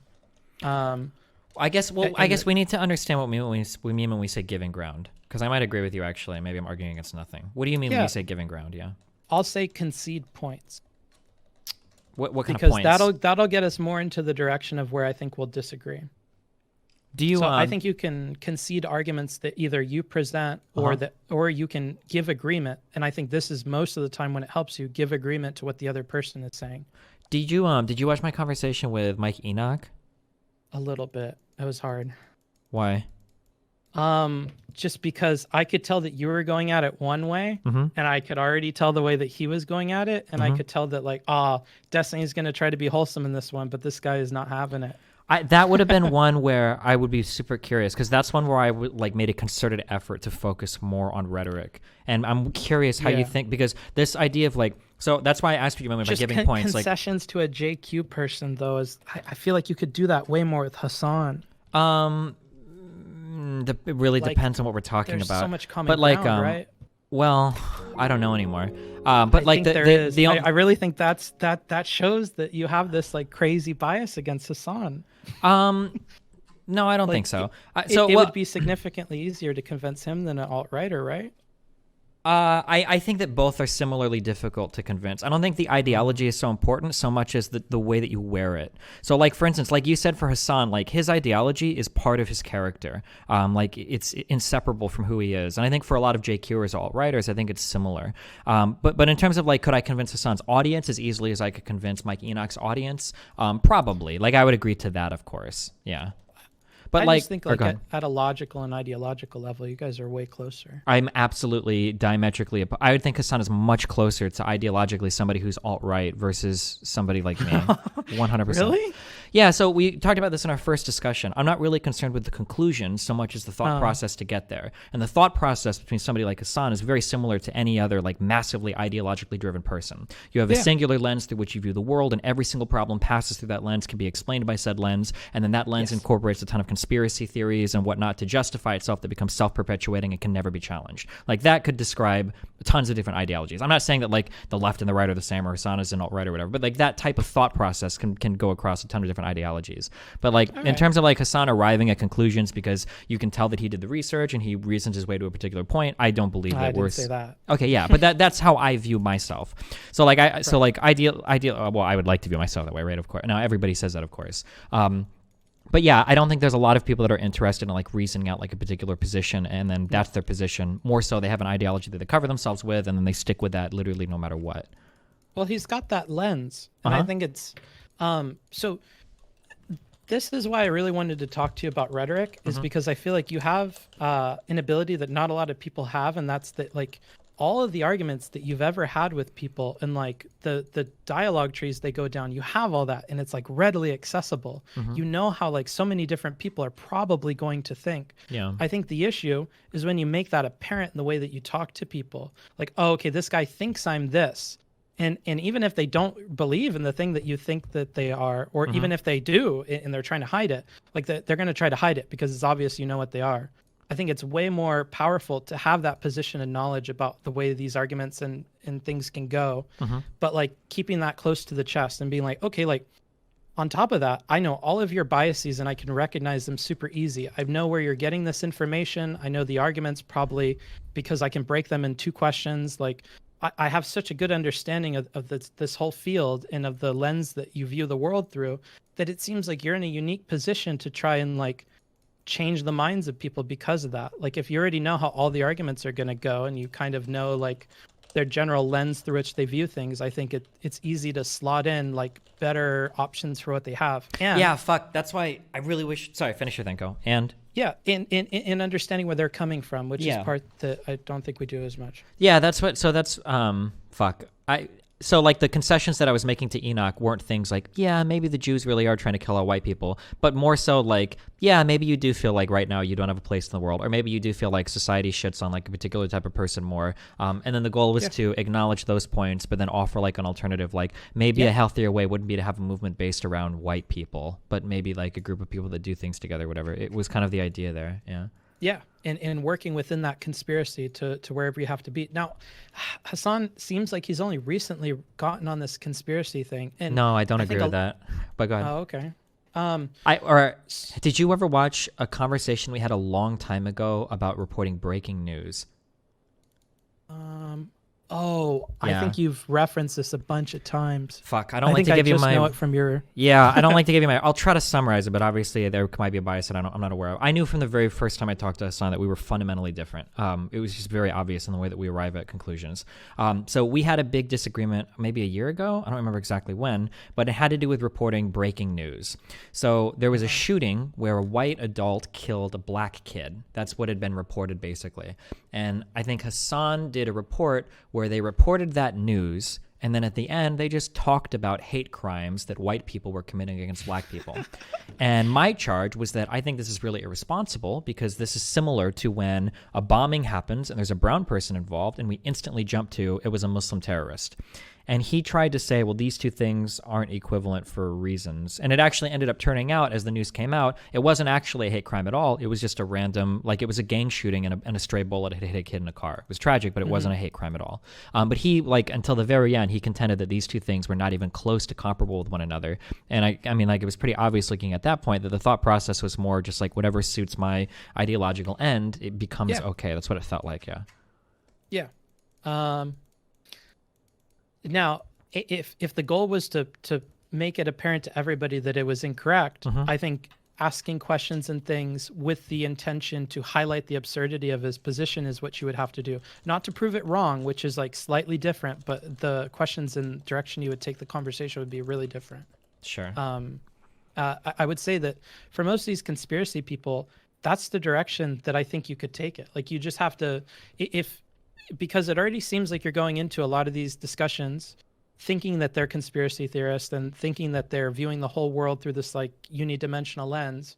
And if that's the case, just showing where that doesn't work is probably the best. And I think you do that well when you ask like, okay, well, if I have, you know, like a white, rich, whatever that did this, would it really work? But how you deliver that really affects how effective that is. So when you use that, but then you're like, saying a bunch of those examples really super duper quickly, and prior to that you don't have the audience on your team, it doesn't come off the same as like if you had the audience on your side before that point, where you had a whole line of questioning that's starting to point out the fishiness in this before you go hard. I agree. And anytime I accuse somebody of holding a particular belief, if they disavow it in the middle of that conversation, I essentially look like I'm strawmanning, which is something I get accused of often. That's one of the I started to keep a log of like, I actually named it log.txt, where I'm trying to log things that people say, because when I talk to somebody, they'll immediately forget everything they've ever talked about, and then I look like a fucking lunatic, and it's so fucking frustrating for me. There's that consistency thing that nobody else values, that you arbitrarily value, though. Yeah. And that's it's not arbitrary, right? That's not fair to say. I mean, I think consistency is kind of the foundation on which we build literally our entire lives, right? Well, I mean, it's as arbitrary as like moral distinctions, right? Well, like you believe, for instance, like in causality, right? That's like you consistently believe that if you turn the key to your car, it'll turn on and you're not going to blow the planet up or something, right? Like we live our lives in which like consistent systems are pretty important, right? Yeah, but the human capacity to guess that, I guess, is the limiting factor. Or understand that or infer that rather than just intuitively understand it and not really feel it out in an argument. Sure, I understand. Yeah. Okay. I'd be curious for future. Or sorry, go ahead. Keep going. Oh no, you go ahead. I was gonna say it'd be really interesting to. Oh, actually, fuck, we could do this fucking live. If somebody has, so I tried to be more rhetorically effective today when I talked to somebody called Coach Red Pill. So I got a DM from a server owner saying Coach Red Pill was in, and if I wanted to come in, I could. And I hate that guy, and I just want to make him look like a fucking moron. That's all I want to do is make him look bad. So my goal rhetorically was to make him look bad. We can watch that. It was like 5 minutes, maybe, if that. If you could tell me if you think there are things I did well or not well. What was it called again? I'm sorry. It was an AMA that a guy called Coach Red Pill was doing in another server. Okay. Somebody link me the VOD. It's in this VOD. It's like 5 minutes long, if that. Sorry, go ahead. Yeah. Oh, I was gonna say I'm happy to watch it with you if that's what you want to do. Yeah, sure. Like, honestly, like I'm probably weird because I just like rhetoric and like the way that people argue with each other all the time. I just never thought to like, I don't know, call in and say anything until I started noticing you were getting really upset with leftist people and they were starting to catch on with how to argue against you. Oh, we should combine, because I fucking hate rhetoric, but I really love like logical, like premise, conclusion or whatever. It's like very interesting to me, but I hate rhetoric so much. I mean, I'd be happy to help, whatever way I can. Yeah, I understand. I think I'll be on here doing tutoring maybe once or twice a week. I thought it would be fun to do like, I don't know, some after school block where if anybody has help or like they need to outline a paper, because I can do that in like 2 or 3 minutes. And I think that's the bulk of like the work with stuff like that. So it'd be cool to just chat with people and do that. But I have no idea. What you do is so scary to me. I don't think I could do it. Yeah, it's hard to do on the fly. Will take care of him. It really is. That's why I'm saying like this gift that you have for remembering all the arguments is like the key component to being able to navigate those discussions without getting super anxious. He just wants to win. Sure. Okay, give me 1 second. Let me find the beginning of this conversation. No worries. Who is this guy? Should I actually give you something to link this time around? Give me something. Oh yeah, if you want to, yeah, go for it. Okay. I'll prepare something before the end. Sure. Okay. Just because I saw from last time too, a few people asking and stuff. I feel bad I didn't give you more info, but I thought if it went south, I want like a backup plan to just dip out. Destiny, whenever you're ready. Yeah. 1 hour. 24. Like, I understand where you're coming from on like wanting people to be logical, and it's not arbitrary to have like bad foundational beliefs or like bad ways at reaching your conclusions. I totally agree. I think it's like an unseen issue. Destiny, actually. Yeah, but it's unreasonable for me to expect everybody to operate that way, or I'm just doing myself a disservice by walking through life expecting that everybody's just going to flip a switch. It's stupid of me to do that. Or you could identify it and work around it, which I think is like kind of the theme of what I'm giving you here is like, yeah, people are going to be conspiracy theorists. They're going to have a lens. They're going to want to look through everything unidirectionally. But I think that just like simplifies the complexity of human thought for you. Like it's like, oh, okay, well, if he chooses to handicap his thoughts by like thinking in this particular way, then like that's something I could talk around, I guess. Yeah, a little bit, but it gets exponentially more. It's more complicated at that point too, because you're not only worried about weaving your way through his own irrational behavior, you also have to keep in mind how an audience that's also irrational will interpret it as well. So there's so many levels of fucking shit that you have to walk through to keep in mind. It's very And frustrating. you're gonna get clipped out of context no matter what. Yeah. Too, which I is, noticed. you know, This is actually one of the reasons why I got into politics. Actually, was watching the debates between Hillary and Trump. Like, blew my mind. This is actually like I've given this challenge multiple times to conservatives. No one has ever risen to this level. But like, you cannot link me a single clip of Trump speaking publicly 2016 onwards where he sounds like intelligent about the topic he's talking about. They don't exist. Whether he's talking about nuclear energy, cybersecurity, foreign policy, he doesn't sound intelligent. He doesn't sound like he knows about anything. Was there a bet around this? Was there money? I might have offered like $100 or whatever, but like every time he talks about something, it sounds like your uncle fucking Joe the plumber giving his opinion on it. Like, he never goes into like, oh yeah, so we've got troops on the ground in in Iraq, and we're bordering blah blah blah. We're doing like, never ever. It's always like, yeah, that guy, he's real bad, and we sent some troops in and we got him good, and America fucked him up. Yeah, like that's every single thing. It's insane to me.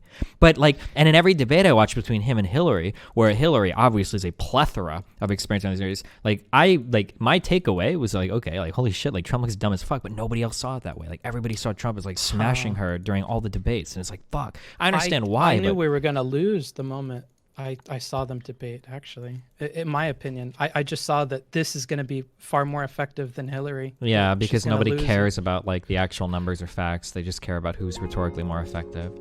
I don't know. It's just it's a game of attention. If you want them to care about facts, you have to make them care about those facts. Yeah, but I don't think I can make them not care about them just as equally as I can make them care about them. Like, I can attack figures you give me to like, make people not believe it. And if all of your arguments are only based on facts and I'm not concerned with them, all I have to do is tear down the reliability of your facts because I'm not concerned at talking. Or just not even talking about it at all. I almost feel like for instance, like I've watched every Democratic debate so far. I honest to God feel like as soon as somebody starts talking numbers, like the entire audience is falling asleep. But like, these are the only things that I care. Like, one of my favorite moments in the entire general election debates, I think, or it might have been during the primaries back in 2016, was when Trump said that he was going to kill the EPA to fund like Social Security or something. And I think Chris Wallace brought up, like, you have a budget shortfall of like $600 billion here, and the EPA's annual funding is $8 billion. Like, that's the kind of stuff that's interesting to me, but I don't think anybody gives a fuck about anything related to that. Like, I don't think he cares about that. Yeah, of course. Yeah, well, or even knew it. Yeah, of course. Here, I'm gonna link you this particular thing, and then let me know once you've clicked it. Okay, 1, 2, 3. Wait, don't do it yet. The broadcaster has indicated that the channel is intent. Oh, okay. Oh shoot! I fucking. You fucking ruined it. Calm down. You kind of like lose. I noticed that when you use swear words, you're losing a lot of credibility with the audience, and it's hurting your rhetorical effectiveness. So I need you to. I made sure to say rewind instead of ruin. Okay, yeah. Make sure you be as dispassionate as possible. All right. Okay, right, I'm at 123.55. Is that right? Okay. Wait, is that what I linked you? Yeah. 123.55. Wait. Oh wait, no, wait. You're watching. No, we gotta watch it together. Wait. Hello. Oh, okay. Wait, yeah, we gotta watch it together. Yeah. Okay. Wait, what time are you at right now? What did I link you? Let's see. Destiny, actually. 1:23:50. Oh man, it's not pausing. 1:23:59. Okay. Destiny? Yeah. Okay, I'm going to start here. So well, I won't explain any history. Fuck it, because it's better if you don't know. Okay. 1:23:59. Let me know when you're ready. Okay. Ready? Okay. 3, 2, 1, go. Yeah, the Destiny. Oh. Destiny, whenever you're ready. Oh, fuck. I was going to ask a question on veganism, but now we're talking about trans topics. How do you define what is like man or male or female? Why can't trans women be women or trans men be men? I'm actually a purple kangaroo, Destiny. So does that mean you don't actually have like a response to the question, or? I do have a response. Just because I claim something doesn't mean that it's true. I'm not asking about any type of claim. I'm asking like how you define like male or female or man or women. Okay, let's define it genetically. Well, you can't do it genetically because it doesn't really work out that way, right? Do you want to pause it? Yeah, sure. Okay. So for instance, so from the get-go, we're definitely framing the argument where we want it to start, which is with that one question, right? Okay. Now the issue is, if I'm a listener and I listen to this and I'm like, I mean, okay, so sometimes people criticize you by saying you have like tricky Weasley debate tactics or something like that. I think it's things like this. So we Wait, can't ask be a so question. Sorry. So, are we we're prefacing this conversation with this, right? Prefacing what with Like what? this is the beginning of this. Oh yeah, this is the conversation, very beginning where we're talking. Yeah. right. So if it's basically like I have a mouse and I've just like opened the maze for the mouse. Like it seems like I have some understanding of the direction this is going to go based on starting right here, but my whole thing necessitates that we start right here. So it almost seems like to the uninformed viewer that you have a dialogue tree that you're ready to pedal this guy down. If he doesn't answer this one question this one specific way, you might not be able to contend with it. And then when he refuses to, when he gives you something silly and then presents the argument that he wants to defend, you get mad at him for not following this question instead of just going with him on whatever, or a more productive way of making him answer this one. You don't think you don't think rhetorically it's effective to just force somebody to answer a question? I'm not allowed to do that. Like, well, you're allowed to. It's just, is it the most effective way? No, I think you could do more effective stuff. It feels like So it's like if really he says hard. like an attack go ahead. helicopter, like we could continue with your question. Like we could still force him into the question, but we can address that. So like, okay, he's really the first thing he's gonna say is, I think I'm a purple attack helicopter. Like we could stop the whole thing and go, hey, this is for serious discussions, okay? And you're coming on here in front of all my audience to discuss this thing with me. I need this question answered because when I talk to people like this, it tends to be that this is where we diverge into madness or whatever the reason is. But So I should explain the importance of asking my question? If you want people to understand the importance of starting there and only starting there, yeah. Because they don't have the experience you do. So like when what initially got me to watch you was a video you did breaking down Ben Shapiro. Because prior to this, I was like, dang, there's nobody to combat this Ben Shapiro guy. Like, this Ben Shapiro guy is not at all talking about the issues, but he wins because he's the most rhetorically effective person out there. And like Crowder is not rhetorically effective, but Crowder prepped, so he has dialogue trees and stuff. But like Shapiro can do it off of his dome, the way that you could do it off of your dome. But when I saw you take it apart in a logical way, I latched on to that, and I was like, okay, this is cool. But if other people are not listening at that logical level and they only want that and like that's their focus, they're gonna see this as like tricky. Like, why, why can't he just call him out on saying purple attack? Like, there seems like there's a million other options you could do aside from focusing on this one question, and that focusing on the one question shows some kind of weakness in your ability to navigate the rest of the conversation. Why? So he doesn't look weak for avoiding the question, for not answering? He certainly does, but he's not like trying to convince anybody. You're trying to like disprove what he's saying. Okay. It's super complicated. Like once we get into this rhetoric thing, like, yeah, like you can make any decisions you want. Like you can even be a jerk the whole time, and that jerkishness can be more effective than being like nice and wholesome. It's just like about how effective that is to like. So I should have been asking. So I should have been asking after he says, "I'm a purple kangaroo." So my response should have been, usually when I have conversations with people, this is the best point to start. If you answer like saying you're a purple kangaroo is a joke, we can't really move on from this point. I need to know how you define, male or female so that we can move the conversation on from here. Doesn't that look like I'm just doing the same thing I just did though? It does, but it adds something for you. So like A, it's showing that, yeah, I want to continue on this, which is what you signal already. But B, it's also giving context to the viewers. Anybody who's not informed or was not certain on why you're pushing on this now is 100% certain. And so you get anybody who was uncertain on this on your page from the get-go. And I think the way that I determine when you have to do this, when you need to give this context, is when it is really based on the other person. So like this other guy dodging the question entirely, like, oh, okay, you don't want to engage with my question? Like, this is why I'm asking you this. Like, I'm asking you this because of this, this, and this. Like, it's really important that we take this, like, that we get this taken care of.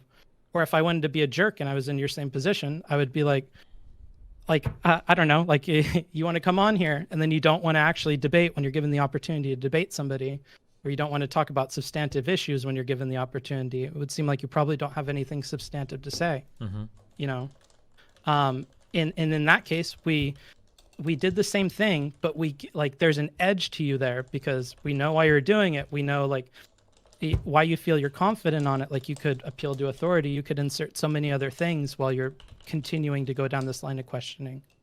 I don't think you always have to like cede it to the other side and let them control it. No. I guess like I'm trying to think in terms of like looking weak.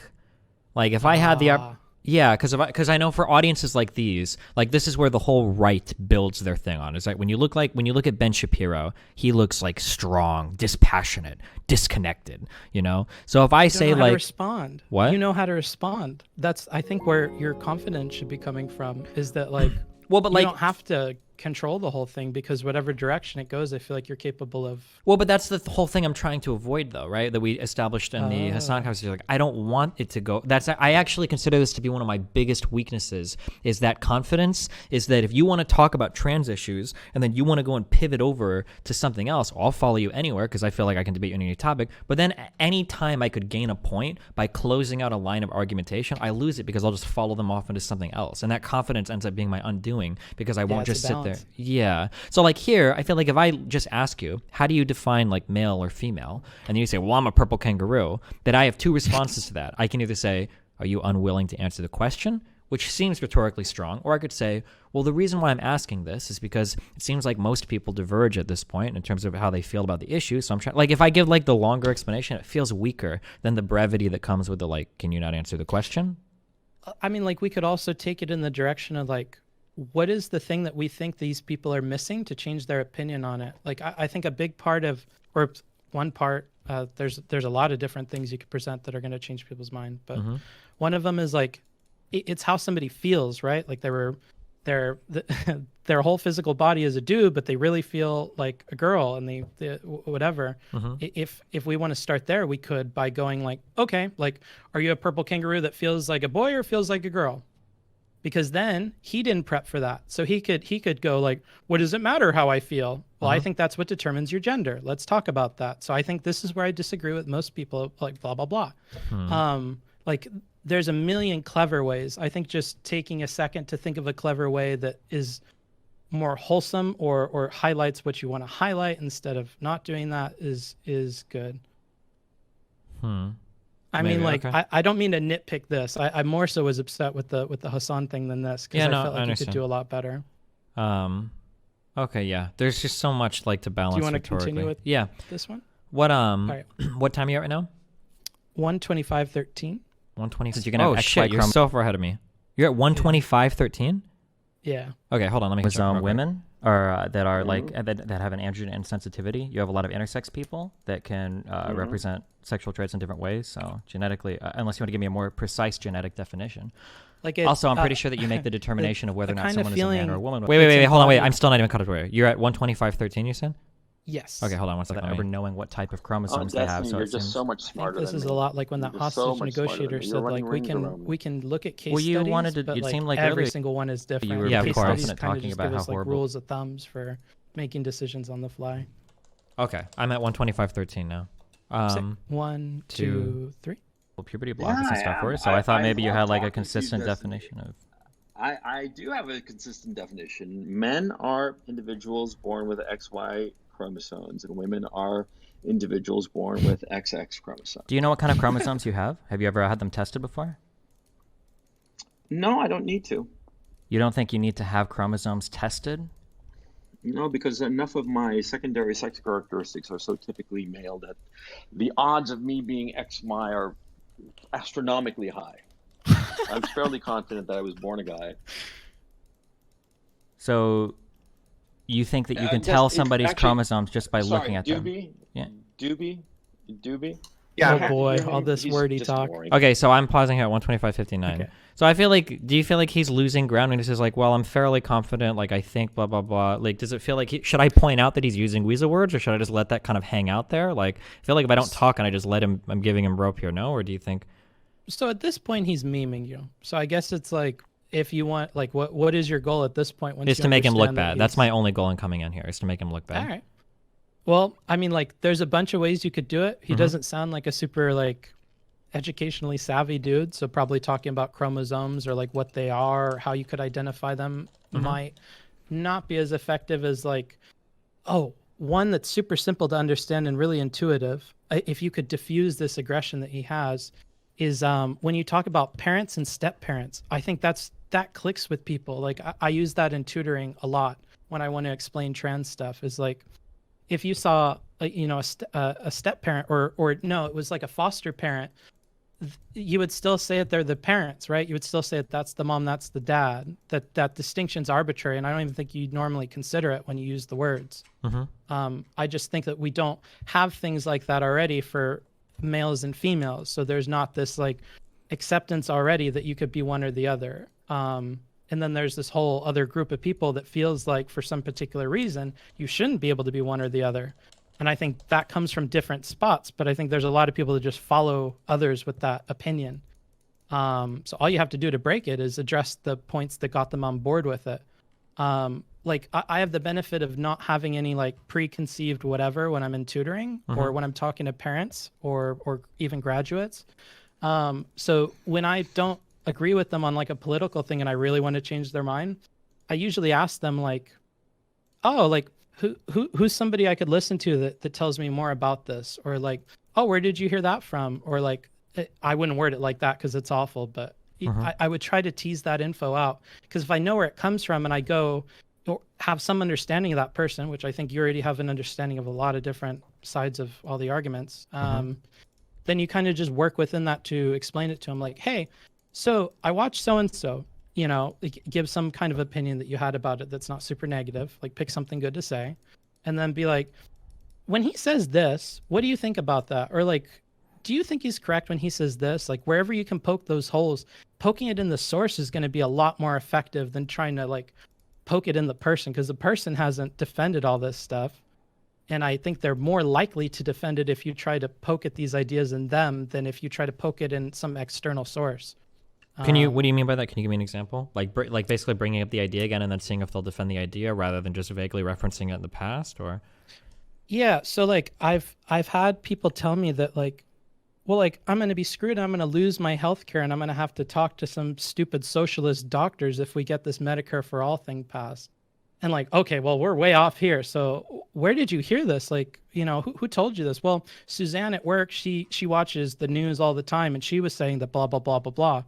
Oh, that's so weird, because like at work I have to read a lot of the like the bills and summaries and stuff. So like name of the debate that's master? So strange, because my takeaway reading it was this.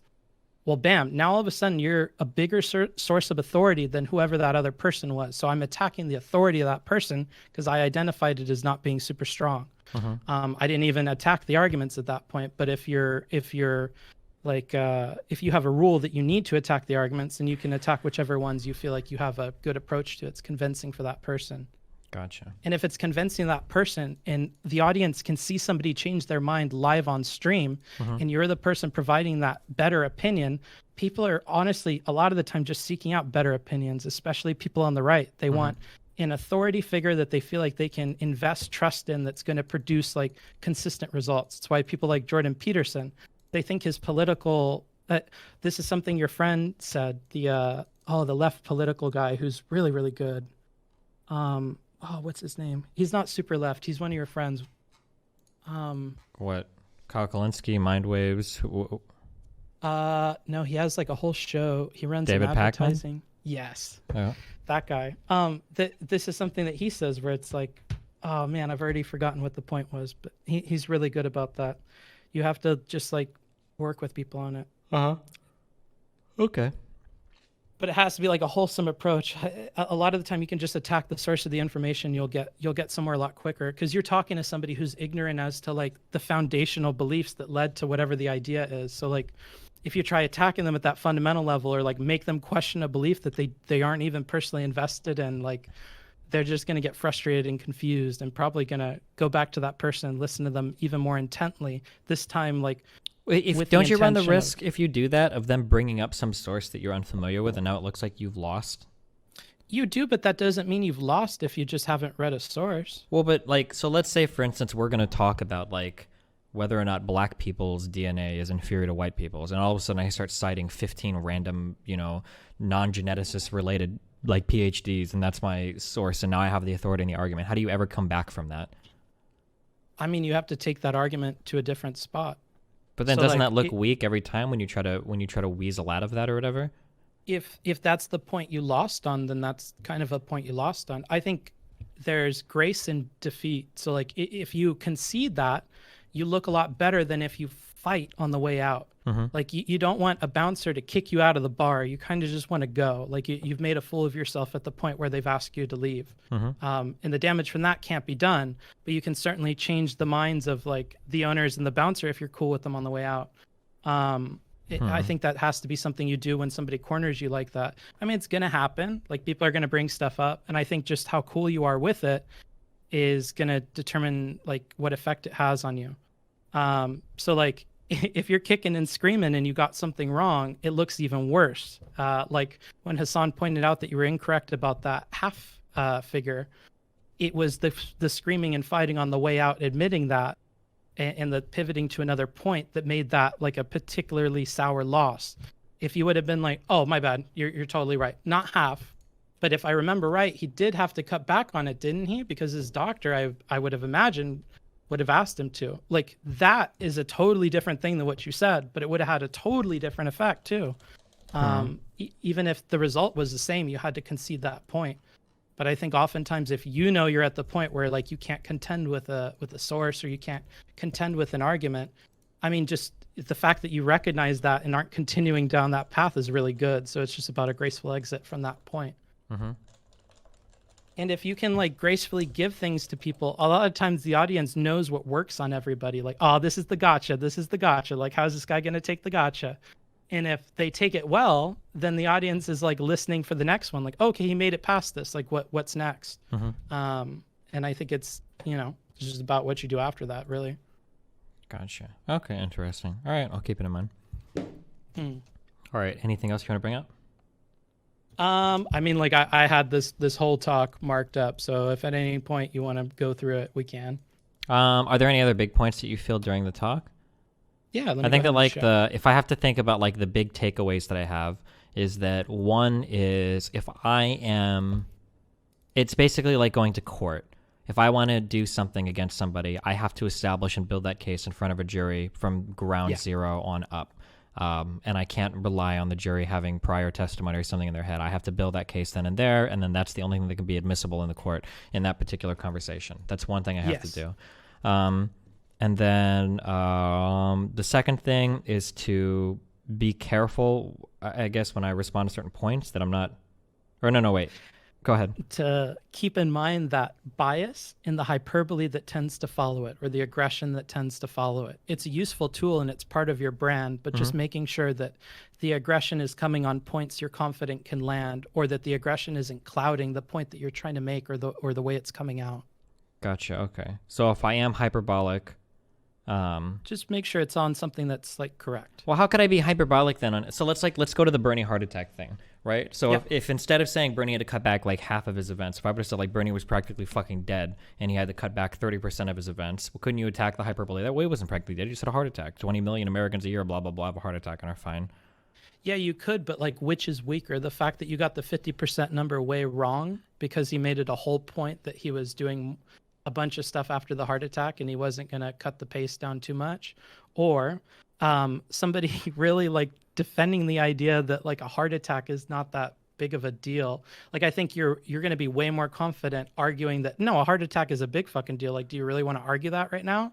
Well, versus, couldn't no, you're factually wrong. I feel like I feel like if I were to like come out, I'm trying to think of, I wish I could like replay some of these conversations. If I come out and I go, part. because you can't run something 100 times and see what works. If I come out on somebody and I'm like, dude, you said your guy was healthy. He had a heart attack. He had to cut his shit in half. And the other guy's like, well, he didn't have to cut it in half. It was only by 30%. Doesn't the other person still look like pretty weak there? Like, is that really a big factual refutation? I wouldn't have. Oh, okay. I get what you're saying here. I would have just conceded that point. Again, this is somewhere where like you were wrong on the number. So like correcting the number isn't going to help you so much as just like conceding that and moving forward. How you concede that move forward is where the variance is going to be. So like we can concede and pivot the way that you did here, but we can do it a lot better. So and I shouldn't even pivot. I should reinforce. So I don't know if you should reinforce if you're incorrect. Well, no. Reinforce the prior point. So if I say, so they say Bernie's actually healthy, and I go, Bernie's not healthy. The motherfucker had a heart attack. He had to cut back half of his events, and they're like, okay, well he didn't have to cut back half. He had to cut back 30%. And then I reinforce Bernie had a fucking heart attack and had to make big cutbacks to like the amount of campaigning he's done. Like reinforcing the heart attack thing, is that like there's no way that it can look rhetorically strong for them to quibble over like the amount of cutback when the central point is that he had a heart attack and had to cut back on his campaigning. No. Yeah, what we're not discussing, I guess, is the point of what you're saying here, and I think the point is that you don't like. Well, the point is that they said that it's not that big a deal. Like his health isn't bad. I think just pointing out the heart attack was fine. I think the issue is you were heated, and then you said something that was incorrect, and I think I don't know if that was point, incorrect. just like, but, yeah. Well, it wasn't by half, right? I think it was, but I don't remember at the time, and I didn't reinforce it at the time. But go ahead. But it doesn't matter though, because I didn't reinforce it at the time, regardless of what's right. But go ahead. Yeah. So at that point, it's just about giving up on that. Yeah. If you want to go back to the point you had previous to that, you could. But how quickly you do that really has an influence on people, and it's really important to consider how long you let like a sorry marinate before you try going on more, because otherwise it can come off as dismissive more than like actually apologetic or admitting like a minor slip up. Okay. Yeah, because like Hassan was super heated on making sure that 50% number was addressed, because he was screaming over everybody else until you addressed it. But you did it like haphazardly and not in equivalent whatever to how he was trying to underscore it. So gotcha. Yeah, had a different effect. Yeah, fuck. I need to start lining up debate people again, and I can start practicing this shit. Yeah, if you need any help with like rhetoric or anything. Wait, okay. Wait, if you're bored, actually, I just had a conversation with a guy about his podcast, like yesterday, I think. Yeah, sure. Do you want to go through it? Well, it's like an hour long, so I don't know if you need to like prepare notes, or if you're bored, if you're not doing anything right now, we can look at some of it. Let me just check. 1 sec. I'll shoot a text real quick. I think I could probably do it. Yeah. Okay, this is this right now. Okay. I'm gonna use your restroom real quick. I'll be right back. 1 second. Yeah. All right. I'm going to check out chat. Who is this rhetoric person?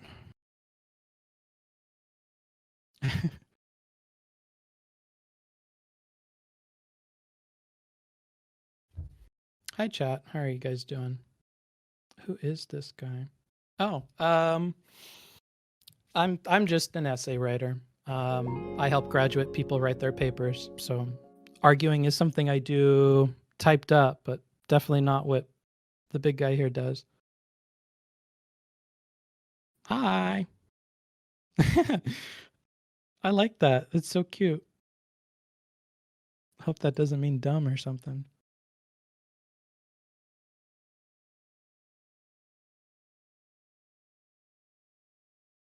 What's your name? I don't think it matters. Can I just be essay writer?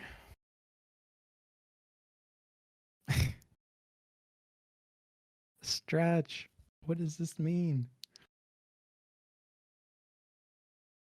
Oh, I can't read it. It's going so quick. I don't know how he does this. You're wholesome. Thanks. What's your name? Call me essay writer, guys.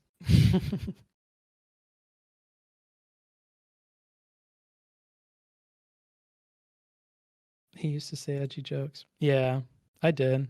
I still do say edgy jokes and stuff. Unfortunately. My name in chat. I don't ever chat.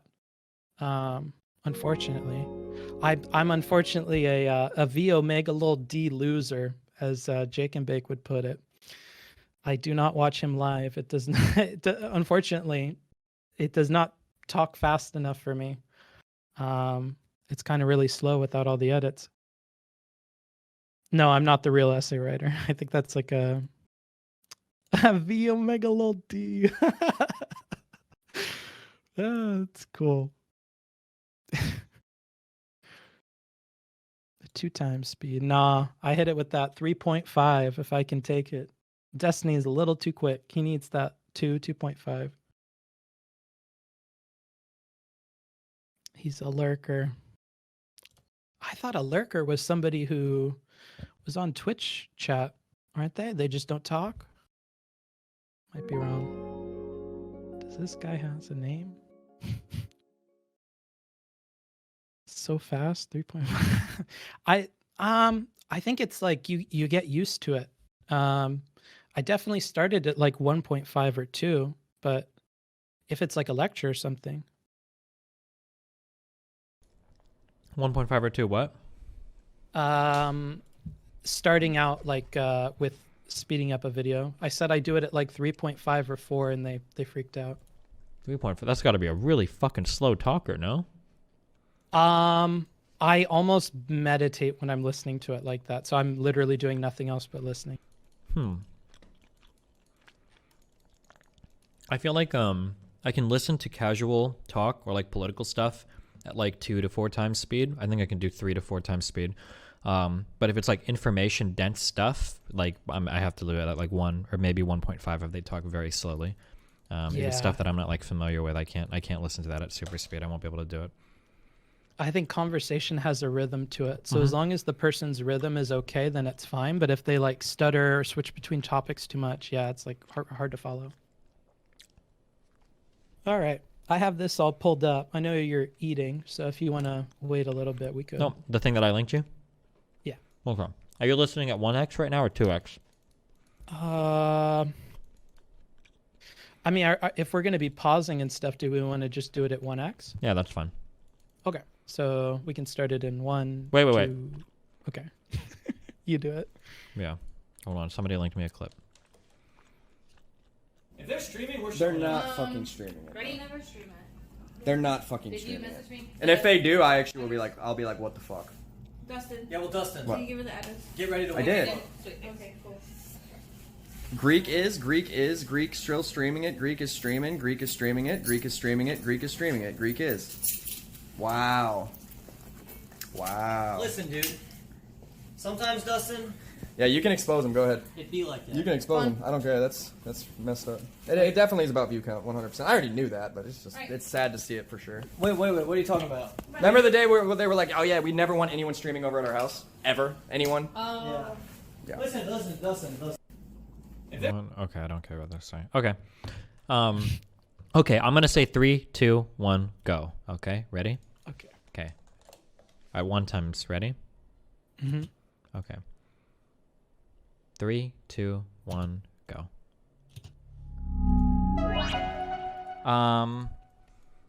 All right, yeah. Do you want to introduce yourselves and then the topics and everything so we know what's going on? Sure, yeah. Hi, my name is Paul DuPont. I'm one of the co-hosts of Hard Lens Media. We're a YouTube channel where we talk about progressive news and politics, both nationally and locally. We're here in Chicago.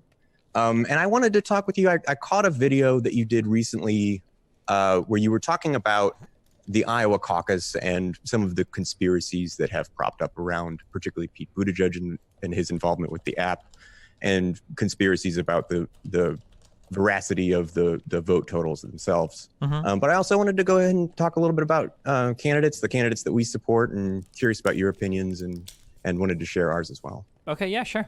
And then should I introduce myself for your audience? Or? Yeah, please. Yeah, so I'm Stephen Bonnell. I stream on Twitch. People know me there as Destiny. I'm also Destiny on YouTube. I started off doing video games, and then now I do a fair bit of like philosophy and political commentary as well. And then obviously in the recent season, I've been doing a lot of political commentary during the primaries and everything. Yeah. Right. Awesome. Great. So Iowa, I wanted to let me just open with this. I think it is a mistake to chastise people for thinking conspiratorially with regard to the outcome in Iowa, not because it can be proven, but because the onus really isn't on the individual citizen or voter. The onus here is on the Iowa Democratic Party and the Democratic Party in general, and their failure for making the results, allowing people to be confident in the results and the vote totals. I think it's a shifting of blame to say that people who entertain conspiratorial ideas about why this was such a debacle and why we're looking at situations where now the delegate vote totals are essentially tied while officially Bernie Sanders is still ahead by 2,500 votes. That's certainly, it speaks to people's distaste of the Democratic Party and their anti-democratic practices. Sure. So I think there are a couple of important distinctions to be made here. When we talk about whether or not it's responsible to dabble in conspiracy theory, I think we have to make, one, a distinction between public figure and private citizen. And then two, a distinction of which platforms you're making these types of accusations or these types of speculations on. So if you're like an individual and you want to consider, like, oh, was it a conspiracy theory? Is it not a conspiracy theory? That's fine, sure. And maybe even public figures to some extent as well can think about that. But when you're going onto public platforms and you're literally telling people, I don't trust the results of this caucus, I don't trust any of this, and then you start spreading misinformation relating to it, that to me comes off as incredibly harmful. To undermine a democratic process makes it seem as though you are unwilling to accept the outcome of said democratic process unless it turns out in your favor, which is what the Iowa caucus really seems to be about for a lot of different types of people. Well, so this is not a new thing that's happened, and certainly we have expressed skepticism in the results of previous elections and previous primaries before, and are put in a position of being forced to accept those results. So it's not really, I don't think it's really fair to say, oh, well, then you're not going to accept the results. Ultimately, the trustworthiness of the vote, again, the onus I'm at 335. What are you at? 336. Okay. of making. So I kind of guessed he would go this direction with the current framing of it. So like, I think people, what it sounds like you're saying is that people shouldn't be on a big platform, shouldn't be criticizing these election results because it undermines like the democratic whatever of the validity of whatever. I don't know though. I think people can like be critical of it. I think it's just like, if they're going to be critical of it and they're going to have this big platform, I think they do have a responsibility or obligation to make sure that that's something that's correct, and to couple like to give people that information in its rawest form and allow them to come to that conclusion themselves if that's really the direction that they wanted to go. Well, I would disagree on the raw information part. I think I made that point though, where I said that like it's not that it's bad to speculate, but it's when you say that you can't trust the election results. Like I think I specifically said that earlier, right? Yeah, I guess the direction I would have gone immediately after he said the first thing would have been to be like, so like, do we have any means of testing the validity of these results in some way that's not going to be biased? And that's in the paper totals, which I think you've mentioned before. Sure, right? I think we get into that, yeah. Okay. Yeah, that would have been where I would open, just because I don't know. So I always try to assume that like, okay, this guy sounds intelligent, so it might just be that he's unaware of whatever facts I know that have persuaded me to my opinion. And he's heard a bunch of facts that I don't know what they are that are kind of persuading him down this conspiratorial rabbit hole. But like for me, the argument that you presented that was the most effective for me personally was this idea that there are that there's a physical version sitting somewhere. Like, okay, but then who cares about this whole presenting the results? Like, yeah, we can debate about if you have bias presenting of the results, yeah, you could impact the way that things go or public perception. But if at the end of the day there's physical ballots sitting somewhere, then this discussion about it being a conspiracy at all is silly. The conspiracy should be limited to the presentation of the results, which if you want to have a conspiracy about that, sure, it didn't work out, like that's fine, but don't say the whole process was bad. Yeah, which I think is what we get to. I try to draw these distinctions. Yeah, I think we get to this. Okay. But do you want to play again? 336, yeah. Ready? Yeah. Set, go. Making the process transparent and understandable and allowing people to have confidence in the veracity of those results does not lie with the voters, and it does not lie with the citizens who say this does not appear to be on the up and up. There is a lot of room for malfeasance here. While none of it's provable, the vast amount of space that there is for nefarious activity to go on has led to a lack of confidence in the results themselves. Yeah, and I just don't really agree with that. I don't think there is much room for malfeasance here. Like everything, more data than ever before is being reported publicly. The first alignment, the final alignment, the popular vote, like all of this information is being reported publicly. A lot of these districts, like I think 40% plus of these districts all had multiple people from different campaigns that were there monitoring the alignments, the first, second alignments. That's why Bernie's camp, tried to say they did well. That's why Pete's camp tried to say that they did well, because everybody had their own staffers at these different events watching them. There's so many moving pieces involved in a caucus that it seems pretty hard to believe that any one party could be in charge of trying to rig the results, or trying to selectively report the results, or trying to selectively favor some candidate over another without any other campaign picking up on that immediately, for one. And then for two, this is just how caucuses go. And it's a little suspect to me that it seemed like Bernie supporters were pretty excited for the caucus deal coming in, because they had expelled him to do well in a caucus. And then now that we've seen, that it didn't necessarily... Okay, unpause at 506, go. So now, do you see where this is getting problematic? You're going to say that it's not fair for me to talk about how some people are like engaged in motivated reasoning? I mean, that's like okay, so Vosh did this too. Oh, wait, no, I don't know if I want to say this on stream. I don't want to dredge stuff up with him again.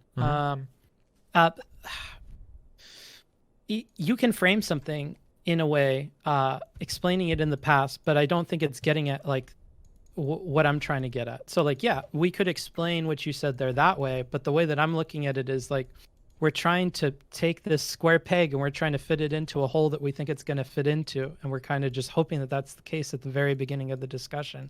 And I think that just trying to categorize him like that at all, again, is going to turn off all these Bernie supporters or anybody who's even like on the fence about this, because you're starting to like make this an argument against some group of people that's not there and not the dude himself. Sure, I understand that. Okay, that's probably going to come up a few times in this conversation then.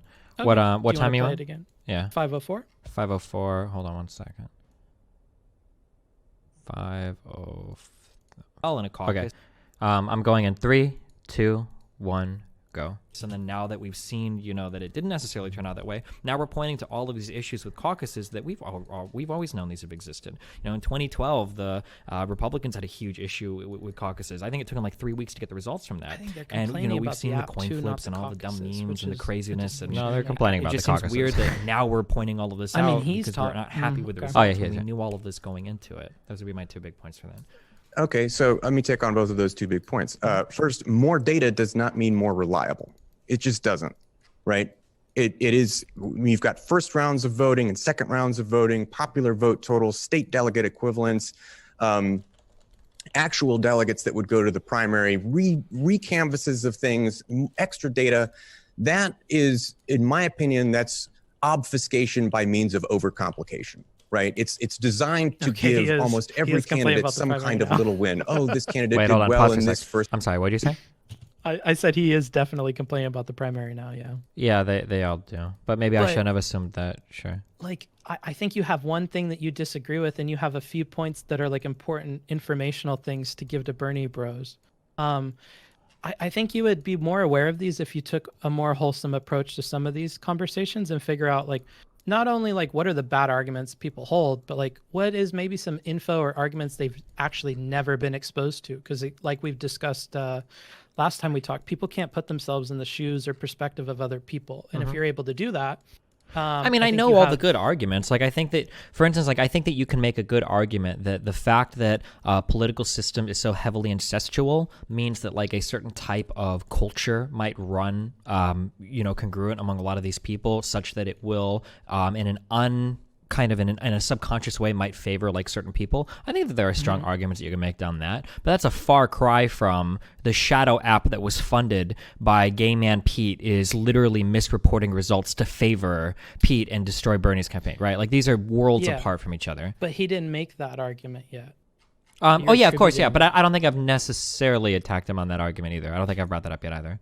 No, but in our discussion of it right now, it's clear that that's a thought that's on your mind as to why you don't engage with this. But again, I think it's that bias where like you see that pattern in other people and you're like, oh boy, here we go again with this, like yet another person who doesn't think for themselves, and I'm gonna have to hold them down the same path that I take everybody down.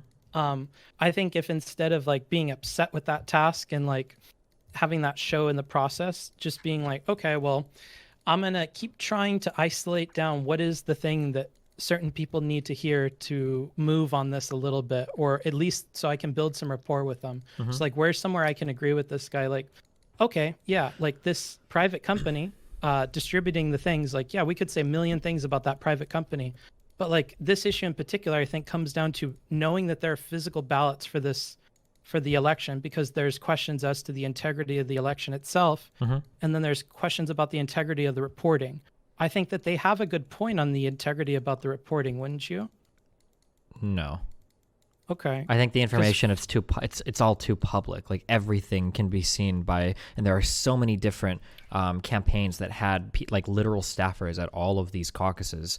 Like there's no way that could be fudged. I mean, like we even see that because of all the through that app and stuff, I guess is what I'm talking about. Like if we're talking about these two processes, the actual physical, like we're voting and we're counting the votes and like we're deciding who's gonna whatever, and then when we're talking on another hand about the presentation of this information, I think you're making the same argument that they're making as far as when we're talking about the presentation. Yeah, they're like, they send staffers to places and everybody has their own agendas as to like what they're reporting and what numbers they're picking. Like it's an imperfect process and everybody's guessing because we're not going to know really until all the votes are counted, which is like a much better and more reliable system and very, very different than the reporting system.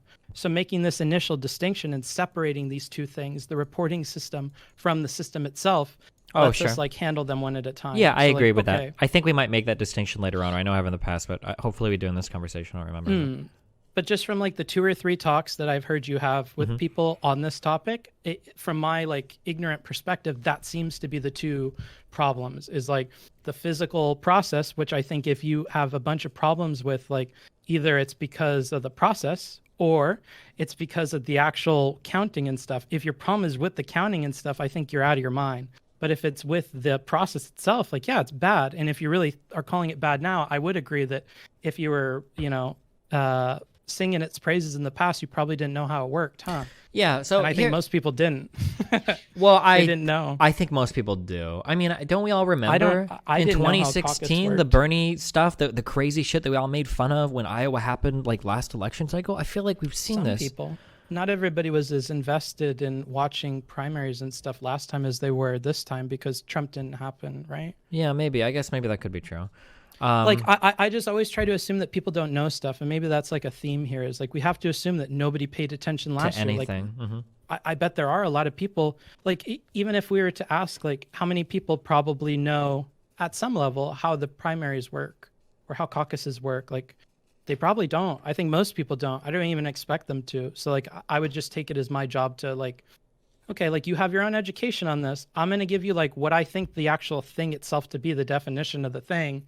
If we disagree there, I guess we have to start there. But like my understanding is that there are physical things, like this whole argument about the counting should be null. Sure. But if you want to talk about the reporting, we can.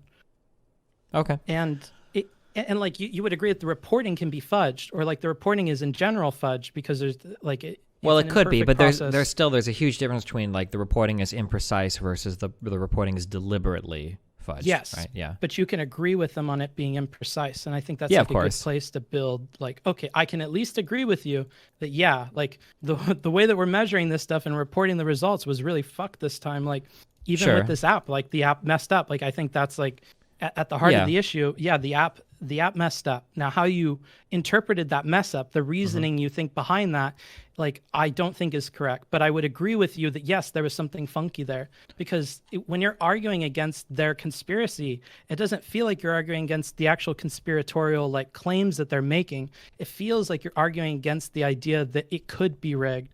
And from their perspective, like, really, if you don't think it could be rigged, like, I don't even want to talk with you on this because, like, it obviously can. And I think that's like what Hassan's crazy thread that you were describing is probably, at least in some part, fueled by, is this idea that people can't see that there could be a conspiracy. Like, well, of course there could be.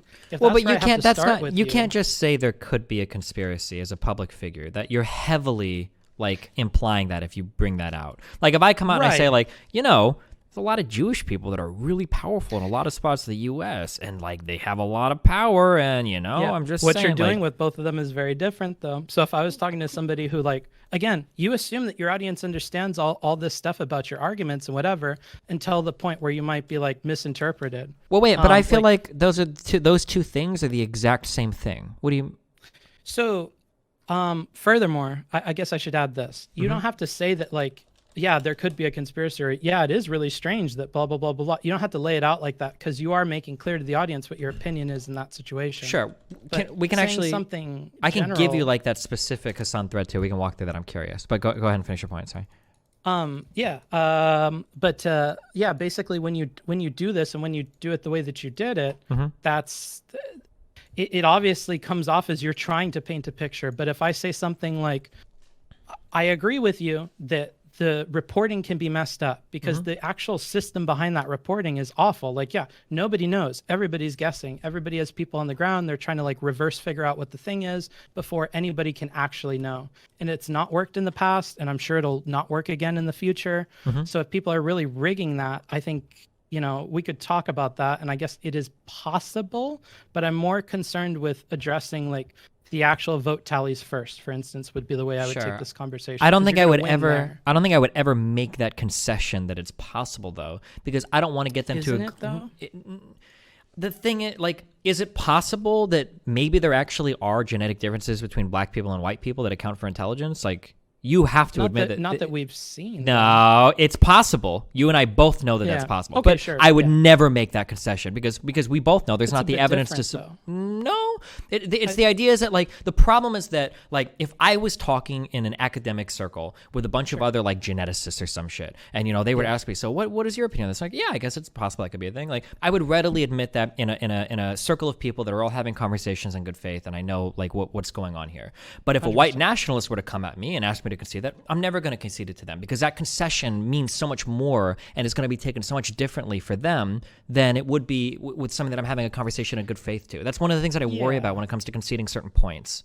I wouldn't do that in that scenario with the white supremacist dude. But I wouldn't concede to rigging elections being possible. But that's not what you're conceding on. You're conceding on the idea that the reporting could be flawed. And I would say that anybody arguing against that's going to lose a lot of people who are rational. Because sure, but we're not arguing about the reporting being flawed. We're arguing about the reporting being intentionally and deliberately misrepresented. Yeah, right? And we'll get to that point, but we haven't arrived at it yet. Sure. We first have to like concede that, okay, it could happen, but I want to talk to you about why I don't think we have enough evidence for that to be the case. Or, honestly, if it was me, I probably wouldn't argue with the reporting thing at all because I don't think, even if we make ground on it, it makes any difference. Okay. But I think because your main point is that we're shaking trust in the political process. And the political process is the actual counting of the votes at the primary, not the reporting in the media. So like, if my goal is to make sure that I'm not misinforming a bunch of people about the political process, I'm not undermining that process. Like, I only really want to focus on the way the votes are counted because I just want to get this guy to know, like, after you know that these votes are physically counted, where do you go from there? Like, what do you really? How can you say that there's a big issue? Sure. And if they come up with other stuff, then we contend with the other stuff. But I really feel that's a point where it's like, I don't know if everybody knows this. Like, if I knew there was like physical votes, then maybe it'd be less likely. Yeah. Okay, sure. Like that's when I stopped listening to a lot of the conspiratorial stuff. The moment I heard that, I'm like, well, at the end of the day, it doesn't matter. Like I can agree they might be biased in the reporting, but everybody's biased in the reporting. It's not even a precise science. But the tallying of the votes, that's another problem. And I think that's the distinction in like what Hassan was talking about with like the tallies in Bolivia and stuff. I like the moment we're talking about the actual counting of the votes and like, because the counting of the votes is what determines the person. So if there's a problem in that process, then we have a problem. But if it's in the reporting, who cares? Yeah, sure. Okay, I understand. When we're okay, so in looking at this Hassan thread, now I'm really curious to read this. You read this as this this can only be read in a conspiratorial manner, right? This isn't just like maybe there's a problem with the app or something, right? Let me go ahead and copy I linked you this. Okay. So just reading for the visually impaired out there. So Hassan's tweets are, Pete's team cancels the DMR poll, showing Bernie leading right before release. Numbers start rolling in, showing Bernie with a comfortable lead in first and second alignment on the popular vote. DNC app Shadow, owned by Pete's campaign advisor's wife, malfunctions. Manual reporting also fails. Pete declares victory with blah, blah, blah. Like, and then you can finish reading the rest of the... Liberals think this is far-fetched. Okay, now they're recounting the vote right when things turned around. Okay, I would stop him on the last line, right? Isn't the last line the only thing that matters? Well, this whole thing is riddled with factual inaccuracies. Okay, but like but contending with those doesn't get us anywhere. No, I understand. As contending with the last. But one. I'm saying, like, in this last line, he's very clearly pointing towards a conspiratorial manner, right? Like, you agree with that, right? And not just like the app failed, but that like the results are actually rigged deliberately by some party against Bernie, right? And that's the only place I would focus. So I would only quote him on that last part, and I go, okay, now they're recounting the vote right when things turned around. So like, again, even the recount right won't change the result because these are all physical things that are somewhere, right? So like, this is where I would corner him is like, okay, if you're going to tell me that the physical things were changed, none of this has to do with the physical votes being changed. All this is like reporting stuff because it's all related to that half of this. It's not really related to how the votes are actually tallied or counted. Sure, but then when they back up then to saying like, okay, well, I think that the way that the results were being reported was curated, that was being done. I would bring him back to the other thing. Like, okay, that's cool, but I first want to make sure that we can agree that the actual tallies themselves that eventually came out are things that we could trust because the process underlying them is something that we could trust. Okay. So then they would end up agreeing there because we went through this at the very end of our conversation on Trainwrecks where he says that might be true, but I think he said, but the way that the information was presented was with a media bias or whatever. Yeah, and when he said that, I was like, oh, that's all this guy wants to really say. If you can just give him that, he might even give up on the rest of this craziness. Well, but the thing is that my problem is that if I give him that, then it kind of looks like I'm conceding to this larger argument as well. I mean, I think that's a stretch. Well, so like this is one of the issues that I have. So maybe in revisiting some of what we said earlier, of the things that... Or go ahead, go. Can I address this one in particular? Yeah, go for it. So if we... in the scenario I'm talking about, started with the actual physical votes being correct or incorrect, it's redundant what the reporting was. So if he wanted to continue the conversation, like, okay, wait, but that's not true. The reporting is paramount because if the reporting is done in a selective manner where the results are being curated, where they're only reporting districts where Pete won, that's almost as much a conspiracy as the votes themselves being rigged. Almost, not quite, but almost as much. That's still a huge claim, a huge charge that's being levied. It is, but like what effect on the world does that have? The huge effect is that Pete gets to claim victory. He gets to have a huge media cycle that celebrates his win. That snowballs into a win in New Hampshire. When it's all counted? Well, but they would argue that by then the news cycle's already moved on and now he already had the momentum through New Hampshire and that the only reason he was able to do well there was because of the Iowa reporting is what they would say. So then if the Bernie supporters have some perceived bias in the reporting of this thing because of that, aren't they kind of... isn't that something you could like at least give some credence to? That the results were deliberately curated? No, there's no evidence. That they can be upset if there's a bias there. Well, but we haven't proven that there's a bias in the way that, like, a bias and deliberate curation of results. These are two different things. Right. I'm just working us down the system because I want us to come to agreement on as many things as possible before I hit the things I disagree with somebody. So like, I don't think that a bias exists that would allow them to report only districts where Pete won versus Bernie won. Like I don't agree with that. If there was a slight bias that changed the percentages by 1 point, would that matter to you? If there was a bias that changed it by 1 point, I guess it could, but we would have to look at where the bias is even coming from or going. Yeah. So actually proving this bias thing is the most difficult thing, right? Like nobody can actually prove that there was a bias. So like we could argue there might be a bias in that Iowa in the IDC, in the Iowa Democratic Party, IDP, there might be a lot of Bernie supporters there that are trying to make it favorable. There might be a lot of establishment people there that are trying to make it disfavorable. There might be a lot of people there that are very concerned with Iowa being the being like the lead place where the caucus happens, the very first one to go, that maybe they're hyper obsessed with getting it right, and that's what caused them to project it early. It wasn't because they were favoring a candidate; they just wanted to be correct and they wanted to get out as soon as possible so they wouldn't lose. Like, I don't know, like there could be a ton of biases in there, but to just instantly assume that the bias is against my guy and then run with that at full speed, I think is a little silly, because I think that there's counterfactuals.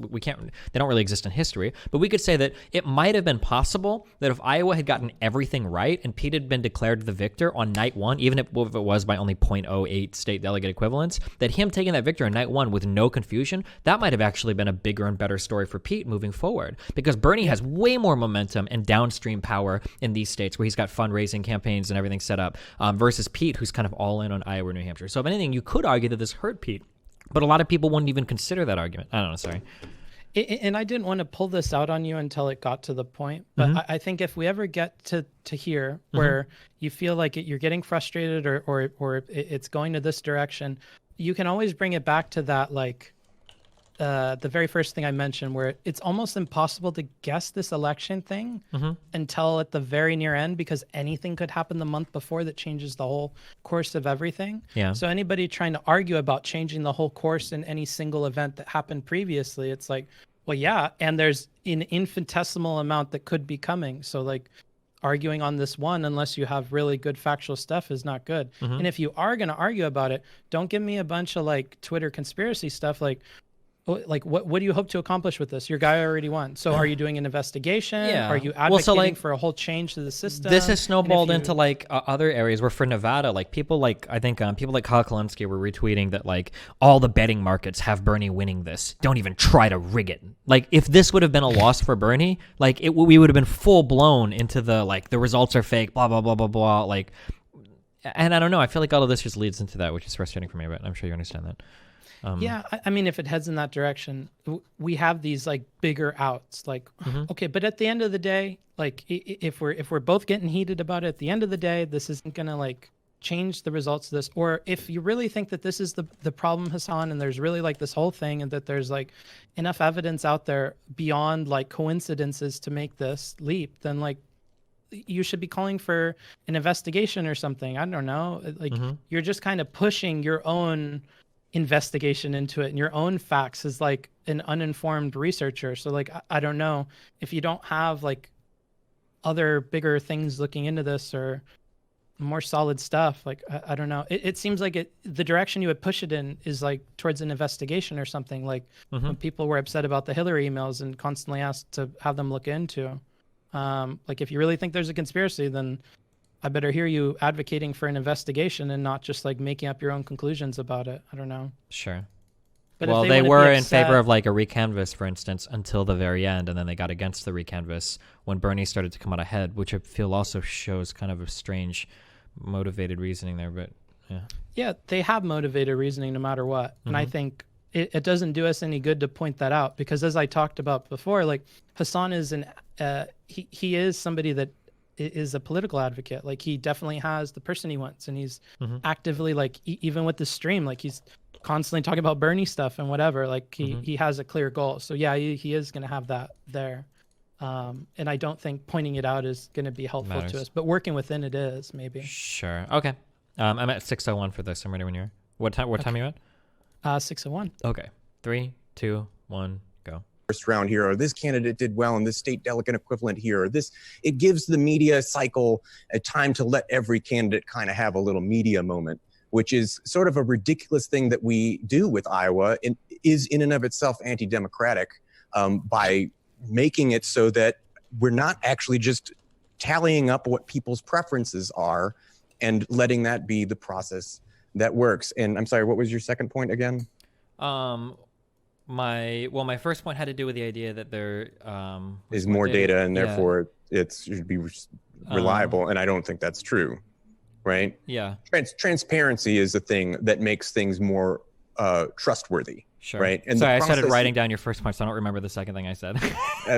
I'm sorry. Yeah, but I mean, this is a good place to go from, because it's like that's where I'm stuck. Is more data does not make it more trustworthy. And and you were saying that there have been issues with Iowa in the past. That was your second point. There have been issues. Right, with and that's the response there is the same. Right, Iowa is always a circus, and that is not a good thing. Like the fact that this has happened before and it is done in this way does not mean that it is good. Sure, I agree, but I mean, I think we should just get rid of caucuses completely. I think caucuses are ridiculous. But it just seems weird that everybody was excited for the caucus until the results panned out in a way that they didn't like. That's one of the things that makes me a little suspect about people's motivations. It feels like your for point here is why to do they're that. upset with the caucus now. In terms of like more data being more reliable, I mean, obviously more data isn't more reliable, but more publicly viewable data means more transparency, which means a lot of people can catch. No, it doesn't. Well, if it's publicly viewable, it does, right? How they got to the results is how it becomes transparent. Releasing more results is not increased transparency. Well, so in the past, we didn't know the first and second alignment. I don't even think we knew the popular vote in the past. I think Bernie's campaign sued for that information in 2016. Now we have the first and second alignment. Now we're pointing out more errors before that we never could have in the past because we didn't actually have the data to do it. So in this case, I would argue that more data has resulted in more transparency, necessarily. And yet those numbers have changed, right? Those numbers continue to change. So what is the process by which those are that is the part that is frustrating to me is, okay, Bernie Sanders has put forward a set of numbers that he believes is true. Wait, stop. Iowa. And what time are you at? 8:21. So for him to say that the numbers are changing because people are finding errors with it, isn't he reinforcing my argument that it is more transparent? Should I make him concede that point, or do I just let him move on from here? So he's not vocalizing this, but I think what he's getting at is that just because we show people more numbers doesn't mean that we're actually making the process more transparent for them. Because if people don't trust the underlying process, they're not going to trust this reporting, which is why I think making the distinction between counting the votes in the physical process and then the reporting is super important, because people seem to like get these two things mixed up, or like think that they're done in the exact same way in tandem with each other, or some weird thing, and they don't realize that at the end of the day, there's a physical thing we can rely on. Because like I would always retreat to the physical thing, because it sounds like it should be all that you care about. Like, yeah, the reporting can be in error, and if you want to say that you want a new way of reporting or something, then that's fine. Like if yeah, whatever. But this transparency thing sounds like he's getting at the actual like physical process and not so much this reporting, because it doesn't matter how many numbers you give me if I don't trust those numbers. If you don't inspire confidence in the system, then it doesn't do anything. Because his original argument is that the responsibility should be on Iowa to inspire like trust or confidence in that system. Sure, and I guess my response should be that, like, in terms of the physical process, there's literally campaign staffers from every campaign at all of these counts with like tons of video of all of them happening. Like, right? Could you repeat that one more time? Like in all of these, like in all of these caucusing areas and all these alignments, there's literally staffers from every campaign at all of the, well, not all of them, but a lot of them, just watching like what's going on. There's like videos from people's phones and stuff. Oh, well, there we go. So again, I really think, and again, this is me too, I don't really understand this process super well. The moment you mentioned that there were physical ballots, I'm like, oh, okay, well, if there's physical ballots, then what the heck are we arguing about? Who cares? If there's people on the ground watching these votes, because I understand it's like people walk around a room or something, then like this argument gets even more ridiculous. It even more so seems that this is an issue of how it, like the reporting itself and not the actual process. Gotcha. Okay. Yeah. Okay. All right. I'm at 8:21. Where are you at? I'm 8:21. Okay. 3, 2, 1, go. And I'm not claiming that should be accepted as the official vote total. Okay. I mean, for obvious conflict of interest reasons. But that is a defense mechanism that his campaign did, right? Sure. We feel that there's going to be something, like we're going to have to combat the narrative that gets put forward about what is going on here. And so we are going to be transparent about our methodology. We're going to be thorough. We're going to show our work, and we're going to come to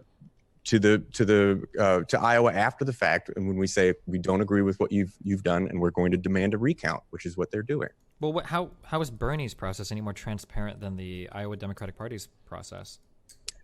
He's released he's released a lot more data about how his information was collected.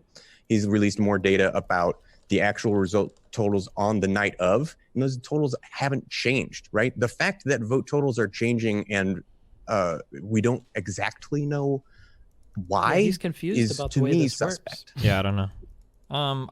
I'm not aware of that. I didn't know that Bernie had released any more information than what the IDP had already. I don't even know what more information can be released besides first alignment, second alignment, or first alignment, final alignment, and popular vote. I don't know what more. You're aware that his, his campaign did they're looking at first alignment, second alignments, and reporting from the day of, and that their numbers did not match what the reported totals were from the Iowa Democratic Party initially. Of course, we only had 62%, and we got up to near 100%, and then it got flipped over, and now the DNC is doing it. Now that it's just like sure. It's a lot of it has been like a cluster. I mean, at the very least, he's been consistent about this is how we collected it, and this is what we found, and that's it. Sure, right? And that's good, I guess. If I mean, for them to release that. But I mean, like, my understanding was that a recanvass was done of all the votes, and that after everything was said and done, I think Pete came out with like 0.5 SDEs more than Bernie or whatever. What is the suggestion at this point? Should they do like another? So you mean at the current total that the Democratic Party is reporting? Yeah, that's my understanding. Pete has 0.08. 0.08 more SDs. Yeah, sure. Yeah, so less than 0.1% of more state delegate equivalents. Sure. And while also having 2,500 less votes, even by their own tabulation, which to me is the kind of a key problem. I mean, if you talk to experts that design various type of election tabulation systems, one of the high watermarks, in fact, one of the requirements is that the candidate who receives the most votes is the one that wins. Right. That depends on the type of system that you have set up, right? My understanding. I'm talking about academics who talk about election systems tend to advocate for that. That is that is sort of a high watermark of what they would say is a good election system. Yeah, I would say that it is a demonstrable statement to say that it is not a good election system that it allows the person that had less votes to win. Well, that really depends on a lot of stuff. I mean, it depends on what the goal is of any. See, we're arguing way farther. My understanding is that a caucus, the goal for a caucus is to make it so that you have to appeal to a broader part of the state than just the large cities. So that somebody who might take time to go out and canvass in more rural areas that don't have as many people could still have a shot at winning an election or have a shot at having a good showing versus somebody that just canvasses in a few large cities. So the point of a caucus isn't just to say popular vote equals winner, but that they have it weighted a little bit based on the populations in a lot of the different areas. Well, then why is it a good thing to say that this smaller population deserves to effectively have more weight to their vote than someone from a larger population? Wait, can we pause for a second? I never said it was a good thing. I don't like caucus. So now we're going into... Yeah, so 12 by 6, so like I'm comfortable going down here because I know all these arguments, but should I not? Should I have said let's refocus? Or because this is an area where I feel weak. Like, well, like I know these arguments really well, and I know I'll win them all. Going down, like, why should you weight some votes over others? I can present the arguments really well, but we're getting really far away from what was originally talked about. Yeah, and we're getting a lot farther away from like where I feel like the principal disagreement is. Yeah. And if I was at this point, like, see, if I was in this point, I would be so confused as to how I got here. But how I would get out of it would be I would probably try to bring him back onto this process part. So like, okay, like, yes, we do all that. Again, I really think that physical vote thing, to me at least, seems like a really, really good like trump card to start at, because like that's where like I try to think the smartest person I could probably talk to, where are they probably going to start from. Like, I don't know, when I heard you say the physical part, I'm like, oh, okay, well, somebody has to build upon that, or I'm not hearing it. Because if there's a physical thing, then it sounds like we're talking about the process in the reporting. If you're going to argue about the process, you want to argue that in the past they advocated this process and now they're not, which is disingenuous. But I don't think that does anything for you. I think talking about like,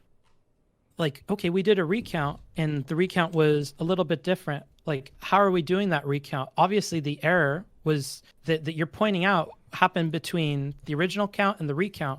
So, like, let's really try to narrow this in on exactly where you think that, like, the political process was interfered with. I want to pick that exact moment where you think this could have happened first. And then we can talk about maybe, like, why you think that happened.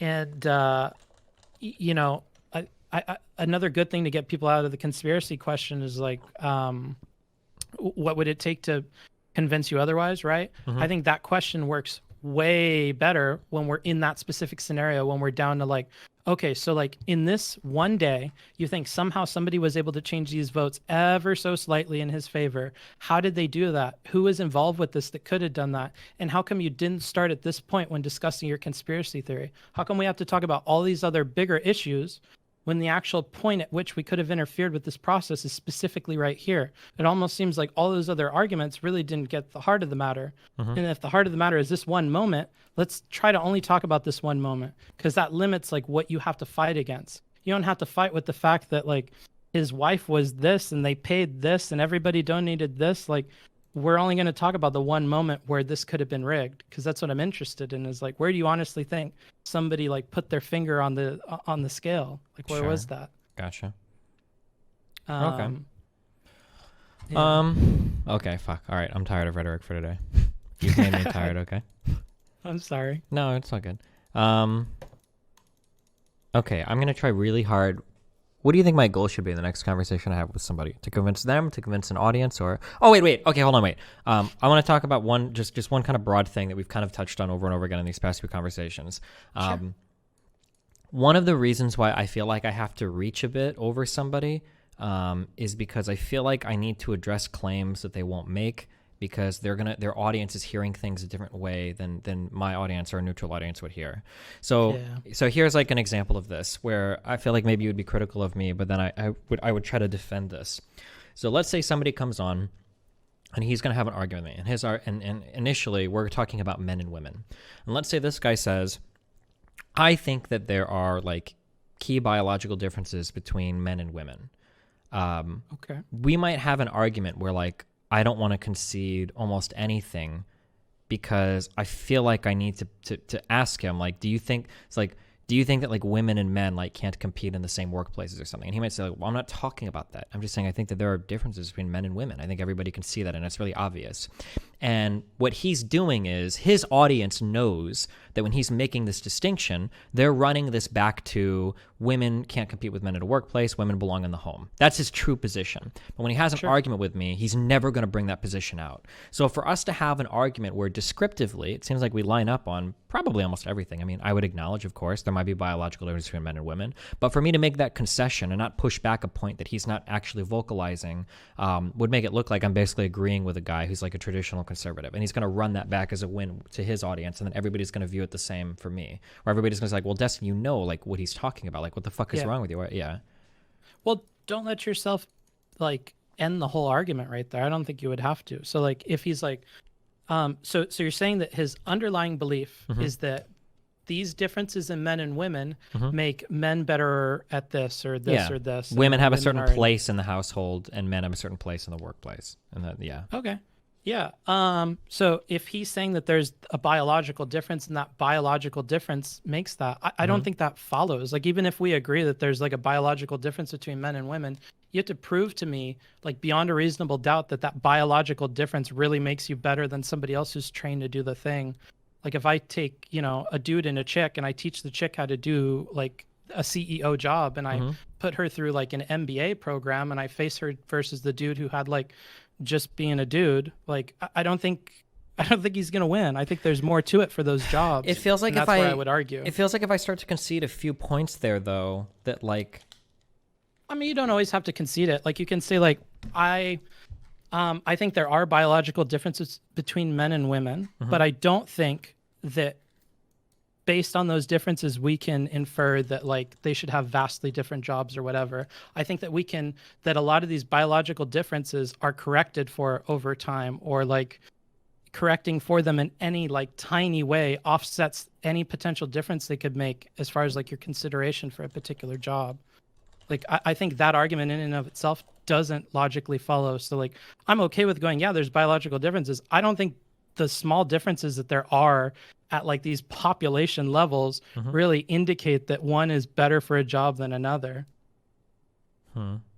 Okay. Like if they want to go into sports and stuff, like I've already seen you debate trans people on that. Like, yeah, there are differences when we're talking about those things, but like those are physical things. And we're talking about the upper level of physical things when we're even debating about that. So like that's the only time it matters. And I think that's something you could tell the other side too, because I'm assuming they would be like right leaning, is you could say like, like, believe me, like I definitely agree that there are biological differences. I just don't think they matter until we get up to like the extremes of populations. Like, for instance, like I've argued with trans rights activists in the past on this one particular point because I think they overextend here, and but really this only matters when we're talking about things like the highest levels of sports and not being a CEO. I don't think being physically able, changes how your performance on jobs and stuff. Sure. Okay. Like, yeah, I can think of some ways to yeah. push back, but I understand what you say. That's kind of the route that I tend to go. Yeah. Yeah, but fighting on something that isn't going to logically bring us down that road, I wouldn't do it. I would just go like, okay, whatever. I don't think that's going to prove your argument. So like, I'm willing to admit something that's an obvious truth. Sure. Okay. I'll poke you the next time I have a debate or conversation with someone, and we'll see what you think. If you can give me live feedback, I'm curious. Awesome. So if we could stick to whatever time we schedule, I don't mean to be rude, but that would be easier gotcha. for me. Yeah, sure thing. Okay. Awesome. All right. Well, thanks. Wait, what times are you generally available again? I mean, I just try to schedule. I try to just schedule it in whenever you tell me you're free. Like my work is pretty flexible, but if I book a call or something, I tend to do those like a week in advance. Gotcha. Okay, cool. All right. I'll have that set up in advance since okay? Yeah, of course. If anybody wants to hang out, let's see. Maybe we'll do Tuesday night. Tuesday night, I'll be on a channel called Book Smarts on Twitch, maybe all one word, and we'll do some tutoring or essays or whatever. I don't know. I've never tried it before. We'll do whatever if anybody shows up. Okay, cool. Well, hey, I love you, buddy. Be careful. Stay safe. I'll You talk too. to you If you again. need anything else, let me know. Yeah, sure thing. I'll see you later. Bye. Bye.